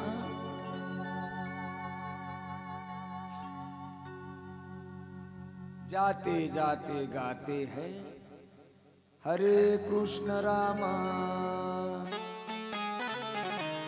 माझे भगवान कृष्ण कन्हैयाच्या भेटीला सुदामदेव निघालेले आहे. जसे निघाले ना, जाताना काही शांत जात नाही दादा. माझ्या सुदामदेवाच्या मुखामध्ये माझ्या भगवान कृष्ण कन्हैयाचं चिंतन आहे. नामचिंतन करत करत करत करत पाऊल टाकतात. आणि आपले साधू संत सुद्धा सांगतात, नामचिंतन करत एक टाकलेला पाऊल म्हणजे एक यज्ञ केलेला पुण्य. नाम घेता वाट चाली यज्ञ पाऊला पाऊली. नाम घेताना एक पाऊल टाकला की एक यज्ञ केलेला पुण्य आहे. आणि माझे सुदामदेव देवाचं नाम चिंतन करत करत द्वारकेच्या दिशेने निघतात. एक लक्षात ठेवा दादा, गात जागा गात जागा. आणि पटेल भजन केलं पाहिजे, भजन. मग सुदामदेव माझे भजन करत द्वारकेच्या दिशेने निघाले. पण दादा, पोटात अन्न नाही, तहान लागली तर प्यायला पाणी नाही. मग मात्र कोणत्या तरी फाटक्या झाडाच्या सावलीला बसावं. थोडा वेळ बसल्यानंतर पुन्हा उठावं.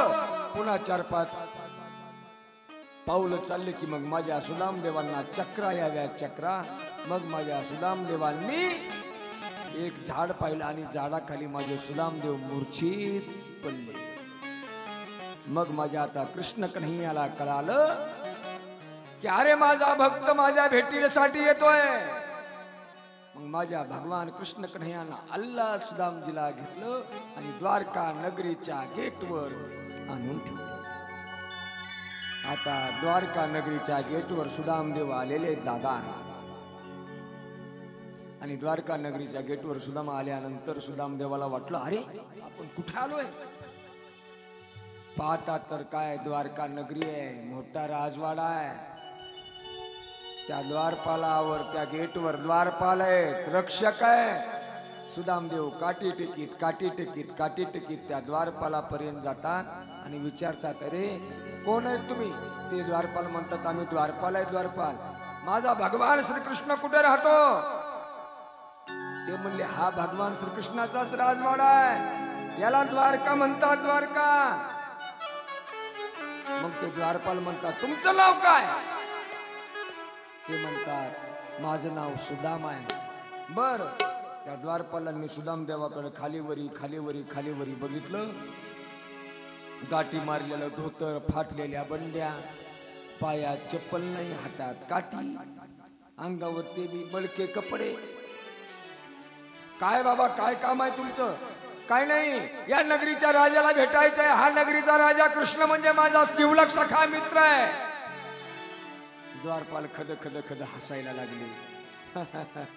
राजाचा मित्र नाशला, मुलकट. काही उग थापा मारायला लागले. एखादा माणूस सर्वसामान्य असावा आणि त्यानं मुख्यमंत्र्याची ओळख सांगावी. टेलर सर्वसामान्य दुसऱ्या माणसाला हसू येतो. त्याचं दिसायला कसं, टक्कल काय पडलंय, दाढी काय वाढली, अंगावर धोतर काय नेसले, मोठमोठ्या गप्पा मारायले. माझी मुख्यमंत्र्यासंग ओळख आहे. याच्या कायाला मुख्यमंत्र्यासंग ओळख आहे, पण त्याच्या असण्यावर जाऊ नका. कोणता व्यक्ती कोणासोबत कसे संबंध जतन करील काही सांगता येत नाही. द्वारपालांना हसू यायला लागलं, हसू. द्वारपाल म्हणले, ब्राह्मणा, आलास तसा माग जाय, उगा मोठाड गप्पा मारू नको. तुझे कृष्णासोबत संबंध, कृष्णाचा मित्र, काय लावला शा गप्पा, चल मागो. द्वारपालांनी धक्के देऊन सुदामदेवाला बाजूला काढले. सुदामदेव पुन्हा काठी टेकीत त्या द्वारपाला म्हणतात, ए द्वारपालांनो, मला नका द्या रे प्रवेश. फक्त एक तरी सांगा, तुमच्या कन्हैयाला, तुमच्या कृष्णाला, तुमचा बालपणीचा मित्र तुमच्या भेटीसाठी आलाय. अरे द्वारपालो, कन्हैया से कह दो कि दर पे सुदामा गरीब आ गया है, दर पे सुदामा गरीब आ गया है. अरे द्वारपालो, कन्हैया से लो, अरे द्वारपालो, कन्हैया से लो, गरीब आ गया है.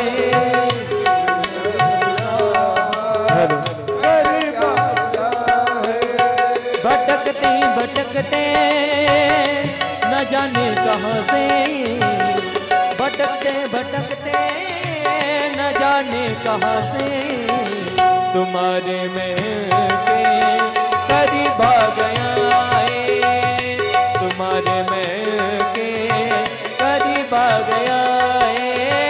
अरे द्वारपालो, कन्हैया से लो, अरे द्वारपालो, कन्हैया से लो,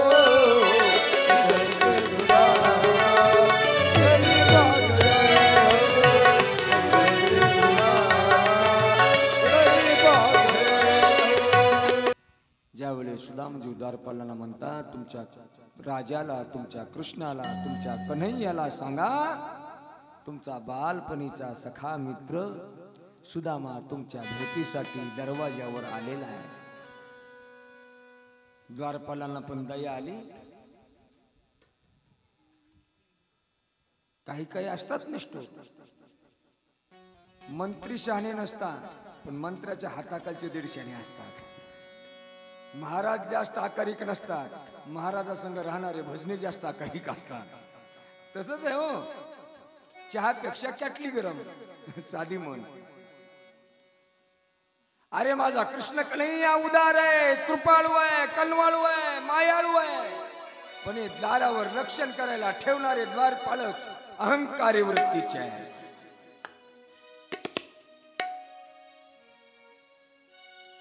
पण एका द्वारपालाला वाटलं लय जर्जर अवस्था झालेली आहे म्हाताऱ्याची. एकाला दया आली, म्हणला ठीक आहे बाबा, काय सांगायचंय, काय नाही, फक्त एवढं सांगा की बालपणीचा मित्र आला, सुदामा नाव आहे म्हणावं त्याचं. ते द्वारपाल गेला.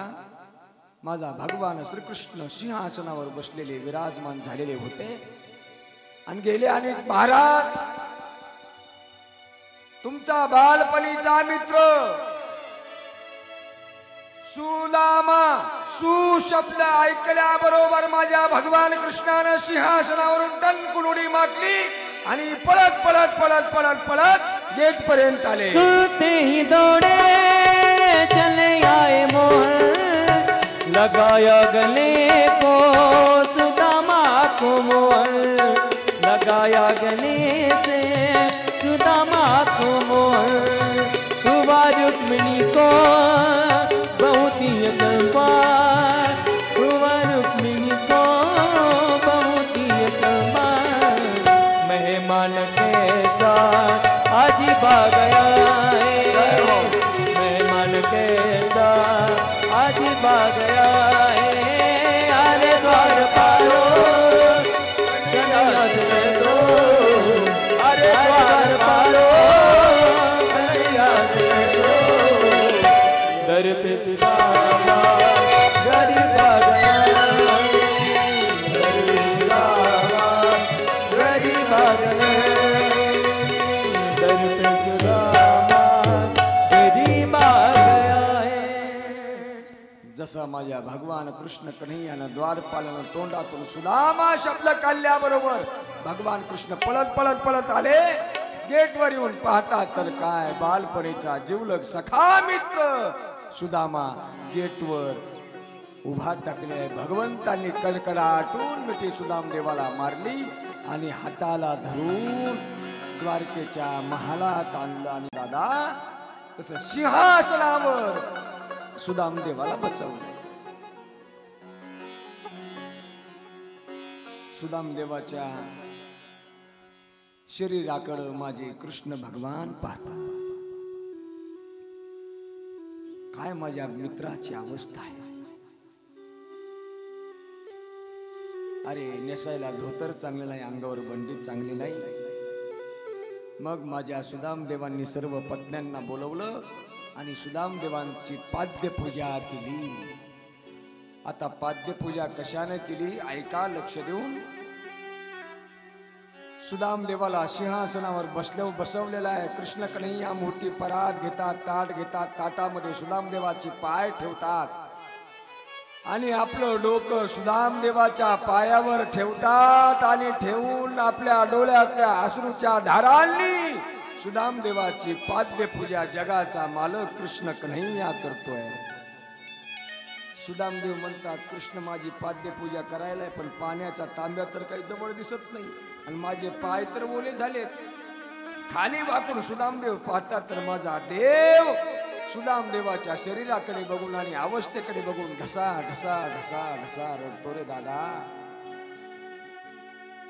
आणि आपल्या अंगावरच्या एका स्वच्छ कपड्याने सुदामदेवजीचे पाये पुसतो, कुंकुम तिलक करतो, पाद्यपूजा करतात. एवढंच नाही, सगळ्या पत्न्या मिळून माझा भगवान कृष्ण कन्हैया सुदामदेवांना नाना प्रकारच्या सुगंधांनी दुधाने दह्याने स्नान घालतात. एवढंच नाही, 56 प्रकारचे भोग बनवलेत आणि सुदामदेवजीसाठी जेवण बनवलंय.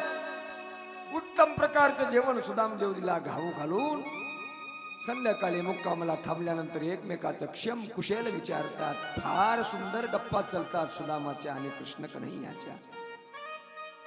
कृष्ण कन्हैया म्हणतात सुदामाला, सुदामा काय तुझी अवस्था आहे रे, काय तुझ्या जीवनामध्ये गरिबी आहे.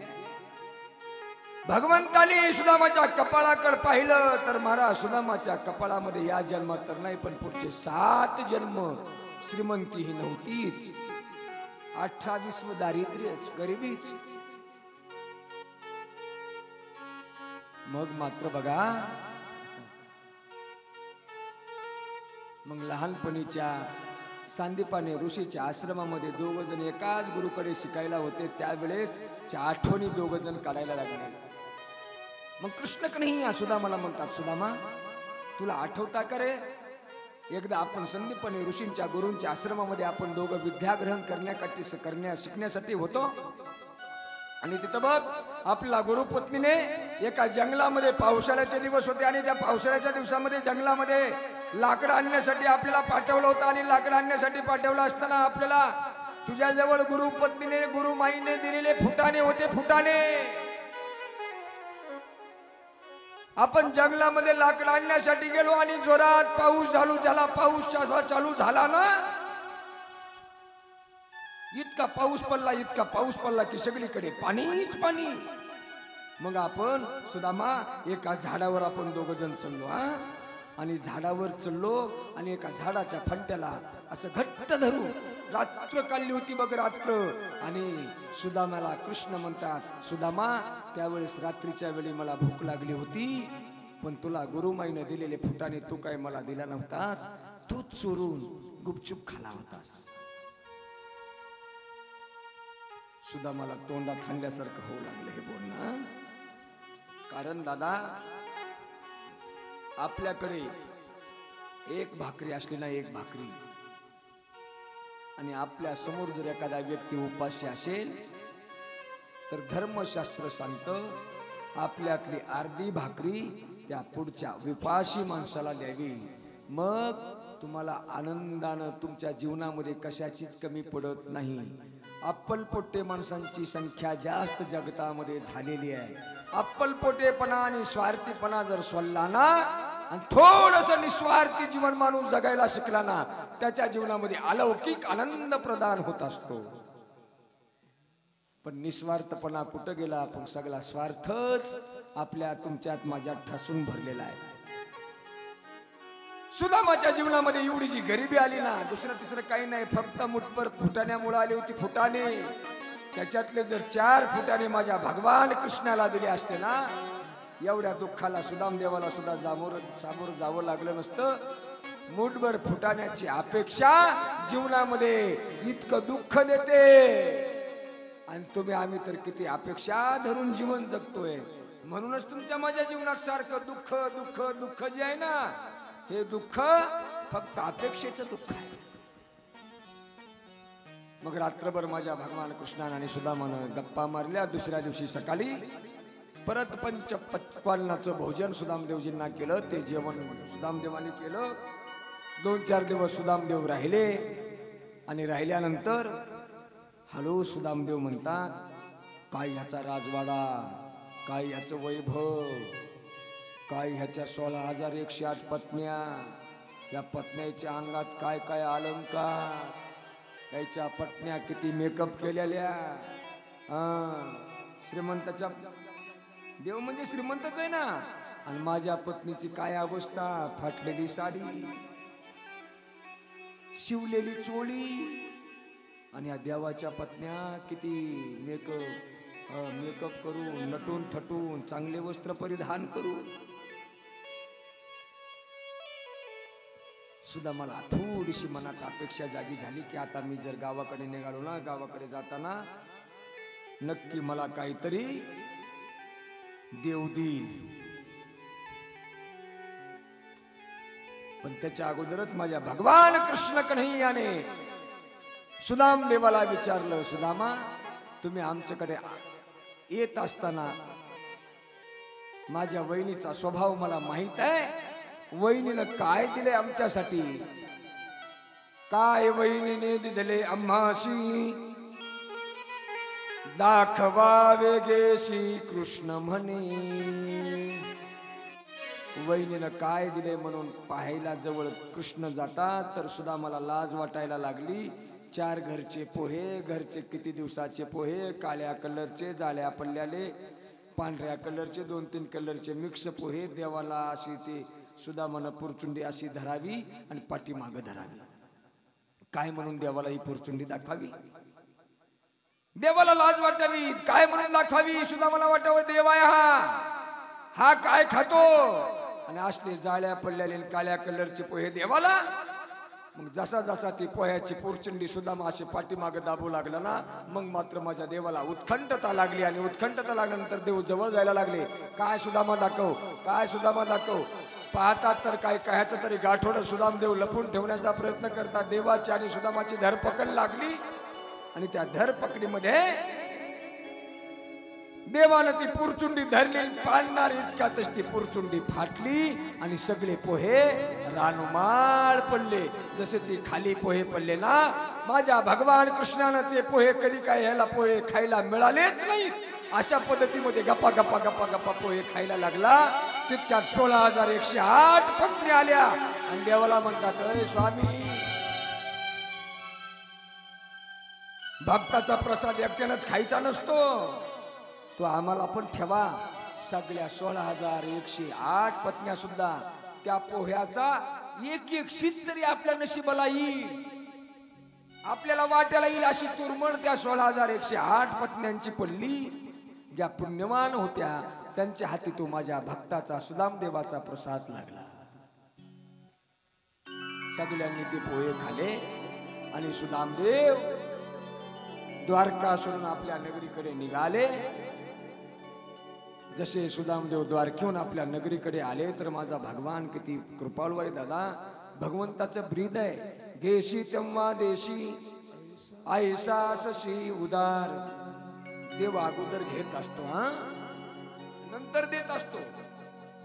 अरे तुम्ही सत्कार्यासाठी धर्मकार्यासाठी 500 रुपये दिले, 500, तर नक्कीच माझा देव वर्षात 50,000चा तुमचा फायदा केल्याशिवाय राहत नाही.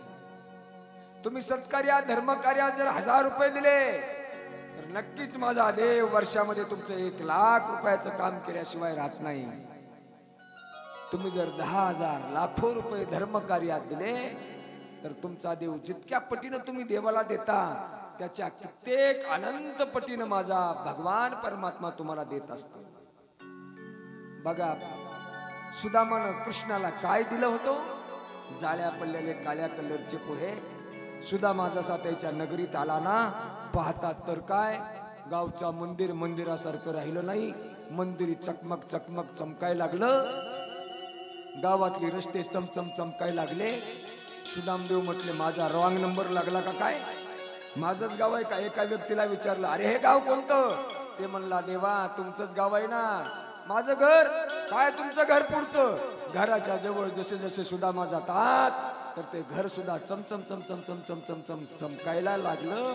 एवढंच नाही, आतमधून सुशीला पत्नी सुदामदेवाच्या हातामध्ये ताट आहे, ताटामध्ये निरंजनी आहे आणि ओवाळण्यासाठी औक्षण करण्यासाठी उंबरट्यावर सुशीला येते. जशी ओवाळायला सुशीला सुदामाला कुंकुम तिलक करते आणि निरांजनीनं ओवाळते ना,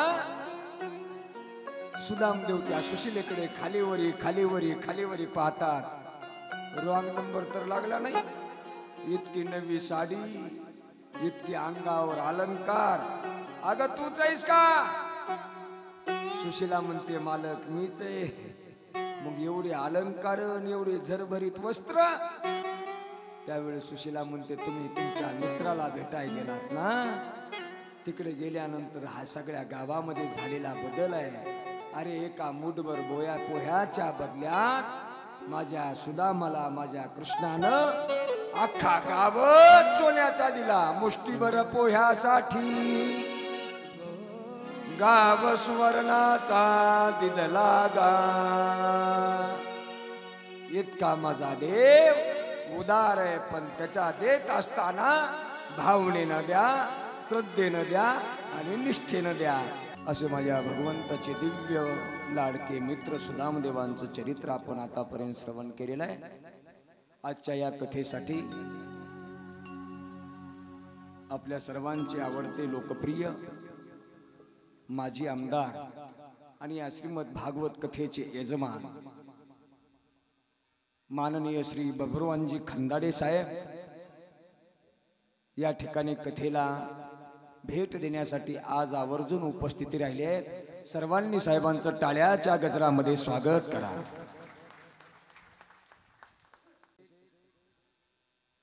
आमच्या लाडक्या बहीणबाई भावासारखं माझ्यावर ज्या प्रेम करता, माननीय सौभाग्यवती आमच्या अयोध्याताई केंद्रेताई, कुठे कथेचा कार्यक्रम झाला की आवर्जून फोन लावणे, भाऊ तुमच्या फार कथा छान व्हायल्यात, आमच्या शुभेच्छा आहेत तुमच्या पाठीमागं. सतत आमचं हितचिंतन करणाऱ्या ताई अयोध्याताई त्या सुद्धा आज या ठिकाणी उपस्थित आहेत. त्यांचं सुद्धा सर्वांनी जोरदार टाळ्याच्या गजरात स्वागत करा. तसेच आमचे मोठे काका अनिरुद्ध काका केंद्रे ते सुद्धा येऊन पुढे बसलेत, पण मला चेहरा दिसत नाही काका तुमचा. हा हॅलो काकासाठी एकदा सर्वांनी जोरदार टाळ्या वाजवा. आमचे जिवलग मित्र भाजपा पक्षामध्ये चांगल्या एक उमेदीचा कार्यकर्ता तरुण तडफदार आमचा जिवलग रामानंद भाऊ मुंडे लांजीकर ते सुद्धा आज या ठिकाणी उपस्थित झालेले आहेत. त्यांच्यासाठी सर्वांनी जोरदार टाळ्या वाजवा. आणि आमच्या थोरल्या बहीणबाई अनुसयाताई त्या सुद्धा इथं आलेल्या आहेत. हा केंद्रेवाडीच्या सरपंच आहेत सरपंच. हा अनुसयाताई केंद्रे त्या पण या ठिकाणी आलेल्या आहेत. महिला मंडळ वाजवा टाळ्या जोरात. शाबास. एवढी मोठी मोठी माणसं आपल्या गावात येतात. या कार्यक्रमामध्ये मोठा सिंहाचा वाटा कोणाचा असेल तर आमच्या खंदाडे साहेबांचा आहे. सध्या गरज आहे गड्या अशा नेतृत्वाची ताई आहे गरज. वाजवा टाळ्या टाळ्या वाजवा. अरे मोठ्या काकांचा सिग्नल म्हणजे आपल्यासाठी सुखाची आणि आनंदाची गोष्ट आहे ती.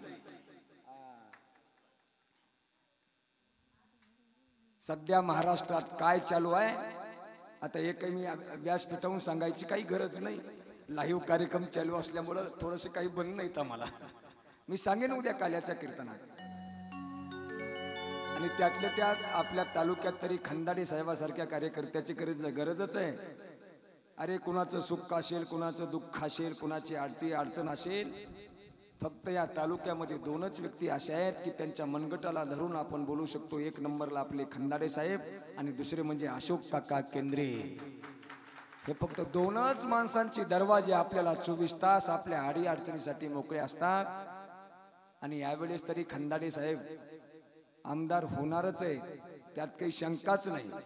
आणि त्याला सर्वांच्या आशीर्वादाची गरजच आहे आणि सर्वजण आशीर्वाद खंदाडे साहेबासाठी देणारच आहे. साहेब वेळातला वेळ काढून आलेले आहेत. आता उर्वरित कथा आपल्याला धावपळीमध्येच घ्यायची. एक 5 मिनिटांमध्ये सगळी कथा संपवून टाकायची. सुदामाच्या चरित्राची कथा झाल्यानंतर भगवंताच्या निजधाम गमनाची कथा आलेली आहे. भगवान कृष्णाचा आणि त्यांची पत्नी जांबवंतीचा मुलगा सांब आहे. पण सांब हा मदिरापान करणारा होता, पण उन्मत्त झाला. यदुकुलामध्ये सुद्धा देवाच्या वंशामध्ये सुद्धा काही लोक उन्मत्त होते. त्या सांबानं 10-5 मोकार पोरं, तुकार पोरं ज्याला म्हणतो ती सोबत घेतली आणि दुर्वास ऋषीचा छळ करण्यासाठी सांब गेला. दुर्वास ऋषी तप करत होते, पण सांबानं छळ कसा केला, दुर्वास ऋषीला हिनवलं कसं. सांबानं काय केलं, सांब दिसायला सुंदर होता, त्यानं अंगावर सुंदर अशी साडी परिधान केली, एक स्त्री सारखं रूप, मेकअप तसाच केला आणि दुर्वास ऋषीच्या पुढे गेला. आणि जाताना सोबतच्या मित्रांना म्हणायला लावलं, दर्शन घेतलं ऋषींचं आणि म्हणायला लागले मित्र, महाराज या स्त्रीला काय होईल. पण ते दुर्वास होते दादा. दुर्वासांना काय कळणार नाही. दुर्वासांनी डोळे झाकले, ध्यान केलं. अरे तू फार मोठ्या कुळातला आहेस, थट्टा कुणाची करायलास, तू लय मोठ्याचा आहेस, मोठ्याचा मुलगा आहे, जगाच्या मालकाचा मुलगा आहेस म्हणून तुला एकदा माफ. दुर्वासांनी प्रतिक्रियाच दिली नाही. पुन्हा पोटाला चिंध्या बांधल्या, पुन्हा दुर्वासाच्या पुढे खंदाडे साहेब सांब आणि मित्र गेले. पुन्हा ते मित्र म्हणायला लागले, मग सांगा ना महाराज या स्त्रीला काय होईल. मग मात्र दुर्वासांना राग आला आणि रागाच्या भरात दुर्वास ऋषींनी शाप दिला, अरे जा तिला मुसळ होईल. जसं मुसळ होईल म्हटले तसंच त्याच्या पोटातून धाडकन खाली मुसळ पडलं. आता या मुसळाची विल्हेवाट कुठं लावायची.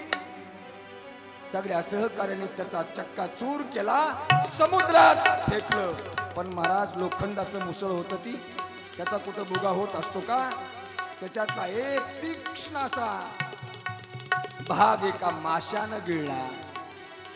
तो मासा कोळ्यानं पकडला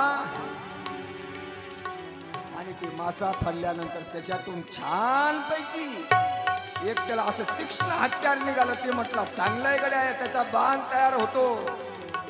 मग त्या व्याधानं त्याचा बाण तयार केला आणि त्याच बाणानं माझ्या भगवान कृष्ण कन्हैयाचा निजधामाला जावं लागलं. गोपाल कृष्ण भगवान की जय. माझ्या भगवंताचं निजधाम गमन झाल्यानंतर राजा परीक्षितीला सुखदेवजी महाराज सांगता, मग मात्र आता कलियुग आला आणि कलियुगामध्ये अन्याय अत्याचार वाढायला लागले. मग आता कलियुगामध्ये काय काय व्हायला लागलं, लोक पाप जास्त करायला लागले, पुण्य कमी पडायला लागलं, यज्ञ यागादी क्रिया बंद झाल्या, नामचिंतनाची साधना कमी कमी व्हायला लागली, सत्कार्य कमी व्हायला लागले आणि पापाचं पारड जास्त व्हायला लागलं. मग याच्यामध्ये कलियुगामध्ये माणसाला मोक्ष प्राप्ती व्हावी असं वाटत असेल, मुक्त व्हावं असं वाटत असेल, तर या कलियुगामध्ये भगवत चिंतनाशिवाय दुसरी साधना कोणती नाही. मग कलियुगामध्ये उद्धार करणारी कथाच श्रीमद भागवत कथा आहे. राजा परीक्षितीने 7 दिवस भागवताचं श्रवण केलं आणि भागवत कथेचं श्रवण केल्यानंतर स्वर्गातील देव लोक पुष्पवृष्टी करू लागले. एवढंच नाही, स्वर्गातले देव त्या कथेच्या ठिकाणी आले आणि येताना मोकळ्या हाताने आले नाहीत, अमृताचा कलश घेऊन स्वर्गातील देव लोक त्या ठिकाणी आले आणि सुखदेवजी महाराजांना नमस्कार करून स्वर्गातले ते देवता म्हणतात, सुखदेवजी महाराज, आमची एक विनंती आहे, हे जे 7 दिवस जे तुम्ही राजा परीक्षितीला कथा सांगितली ना, त्या कथेच्या बदल्यामध्ये आम्ही या राजाला हा अमृताचा कलश देतो, पण त्यानं जे 7 दिवस कथा श्रवणाचं कथामृत सेवन केलेलं आहे ते फक्त आम्हाला द्या म्हणावं. सुखदेवजी महाराज राजाला म्हणतात, राजन, अरे देवता लोक तुझ्यासाठी अमृताचा कलश घेऊन स्वर्गातून आलेले आहे, पण त्यांची एक आट आहे, 7 दिवस जे तू कथामृत सेवन केलास ते कथामृत त्या देवतांना दे आणि हे अमृत तू प्राशन कर. त्यावेळेस राजानं इतकं गोड उत्तर दिलंय, महाराज, सुखदेवजी महाराज, माणसानं दीर्घजीवी बनण्यापेक्षा, दीर्घजीवी जगण्यापेक्षा प्रत्येक व्यक्तीनं दिव्यजीवी जगावं. माणूस किती दिवस जगला याला किंमत नाही, थोडेच दिवस जगू द्या, पण तो कसा जगला याला अनन्यसाधारण महत्व प्राप्त आहे. परीक्षिती म्हणतात, मला ते अमृत नको, मला ते अमृत जर पेलं तर माझं आयुष्य वाढेल, आणि आयुष्य वाढल्यानंतर काय, तेच राज्यन, तेच पदन, तेच सत्ता, तेच लेकरन, तेच बायकान, तीच पोरण, संसारच ना. पण ही 7 दिवसात जे मला कथामृत प्राशन करायला मिळाले ना, याचा आनंद तिन्ही लोकांमध्ये दाटून भरलेला आनंद आहे. या आनंदाच्या बदल्यात असे हजारो अमृताचे कलश आले तरी या कथामृताची बरोबरी काहीच करू शकत नाही. मग परीक्षिती राजाने नकार दिल्यानंतर तिथून पुढे तो तक्षक नावाचा साप येणार, दंश करणार. 7वा दिवस उजळला, 7व्या दिवशी परीक्षितीचा मृत्यू ठरला होता. तक्षक येणार, दंश करणार, त्याच्या अगोदरच माझ्या परीक्षिती महाराजांना समाधी लागली होती, समाधी. आणि परीक्षिती महाराज मुक्त झाले होते. कसे मुक्त झाले होते, ज्ञानोबरायांनी ज्ञानेश्वरीमध्ये फार सुंदर चिंतन केलेलं आहे. का झाकलिया घटीचा दिवा, नेनो काय झाला केधवा, या रीती पांडवा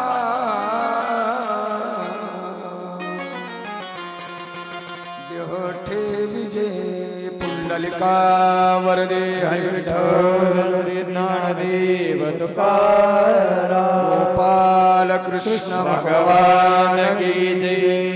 कृष्ण कन्हैया की जय. द्वारकाधीश भगवान की जय. श्रीमद भागवत महापुराण. राधे श्याम. अशा प्रकारे परीक्षितीचा 7व्या दिवशी मोक्ष प्राप्ती झाली. देहभाव विवर्जित, देहभान विसरून परीक्षिती राजा अगोदरच मोक्ष प्राप्तीला गेले होते. गेली 7 दिवस आपण सर्वांगाचे कान करून कथा श्रवण करताय. राजा परीक्षितीचा 7 दिवसामध्ये कथा श्रवणाने उद्धार झाला.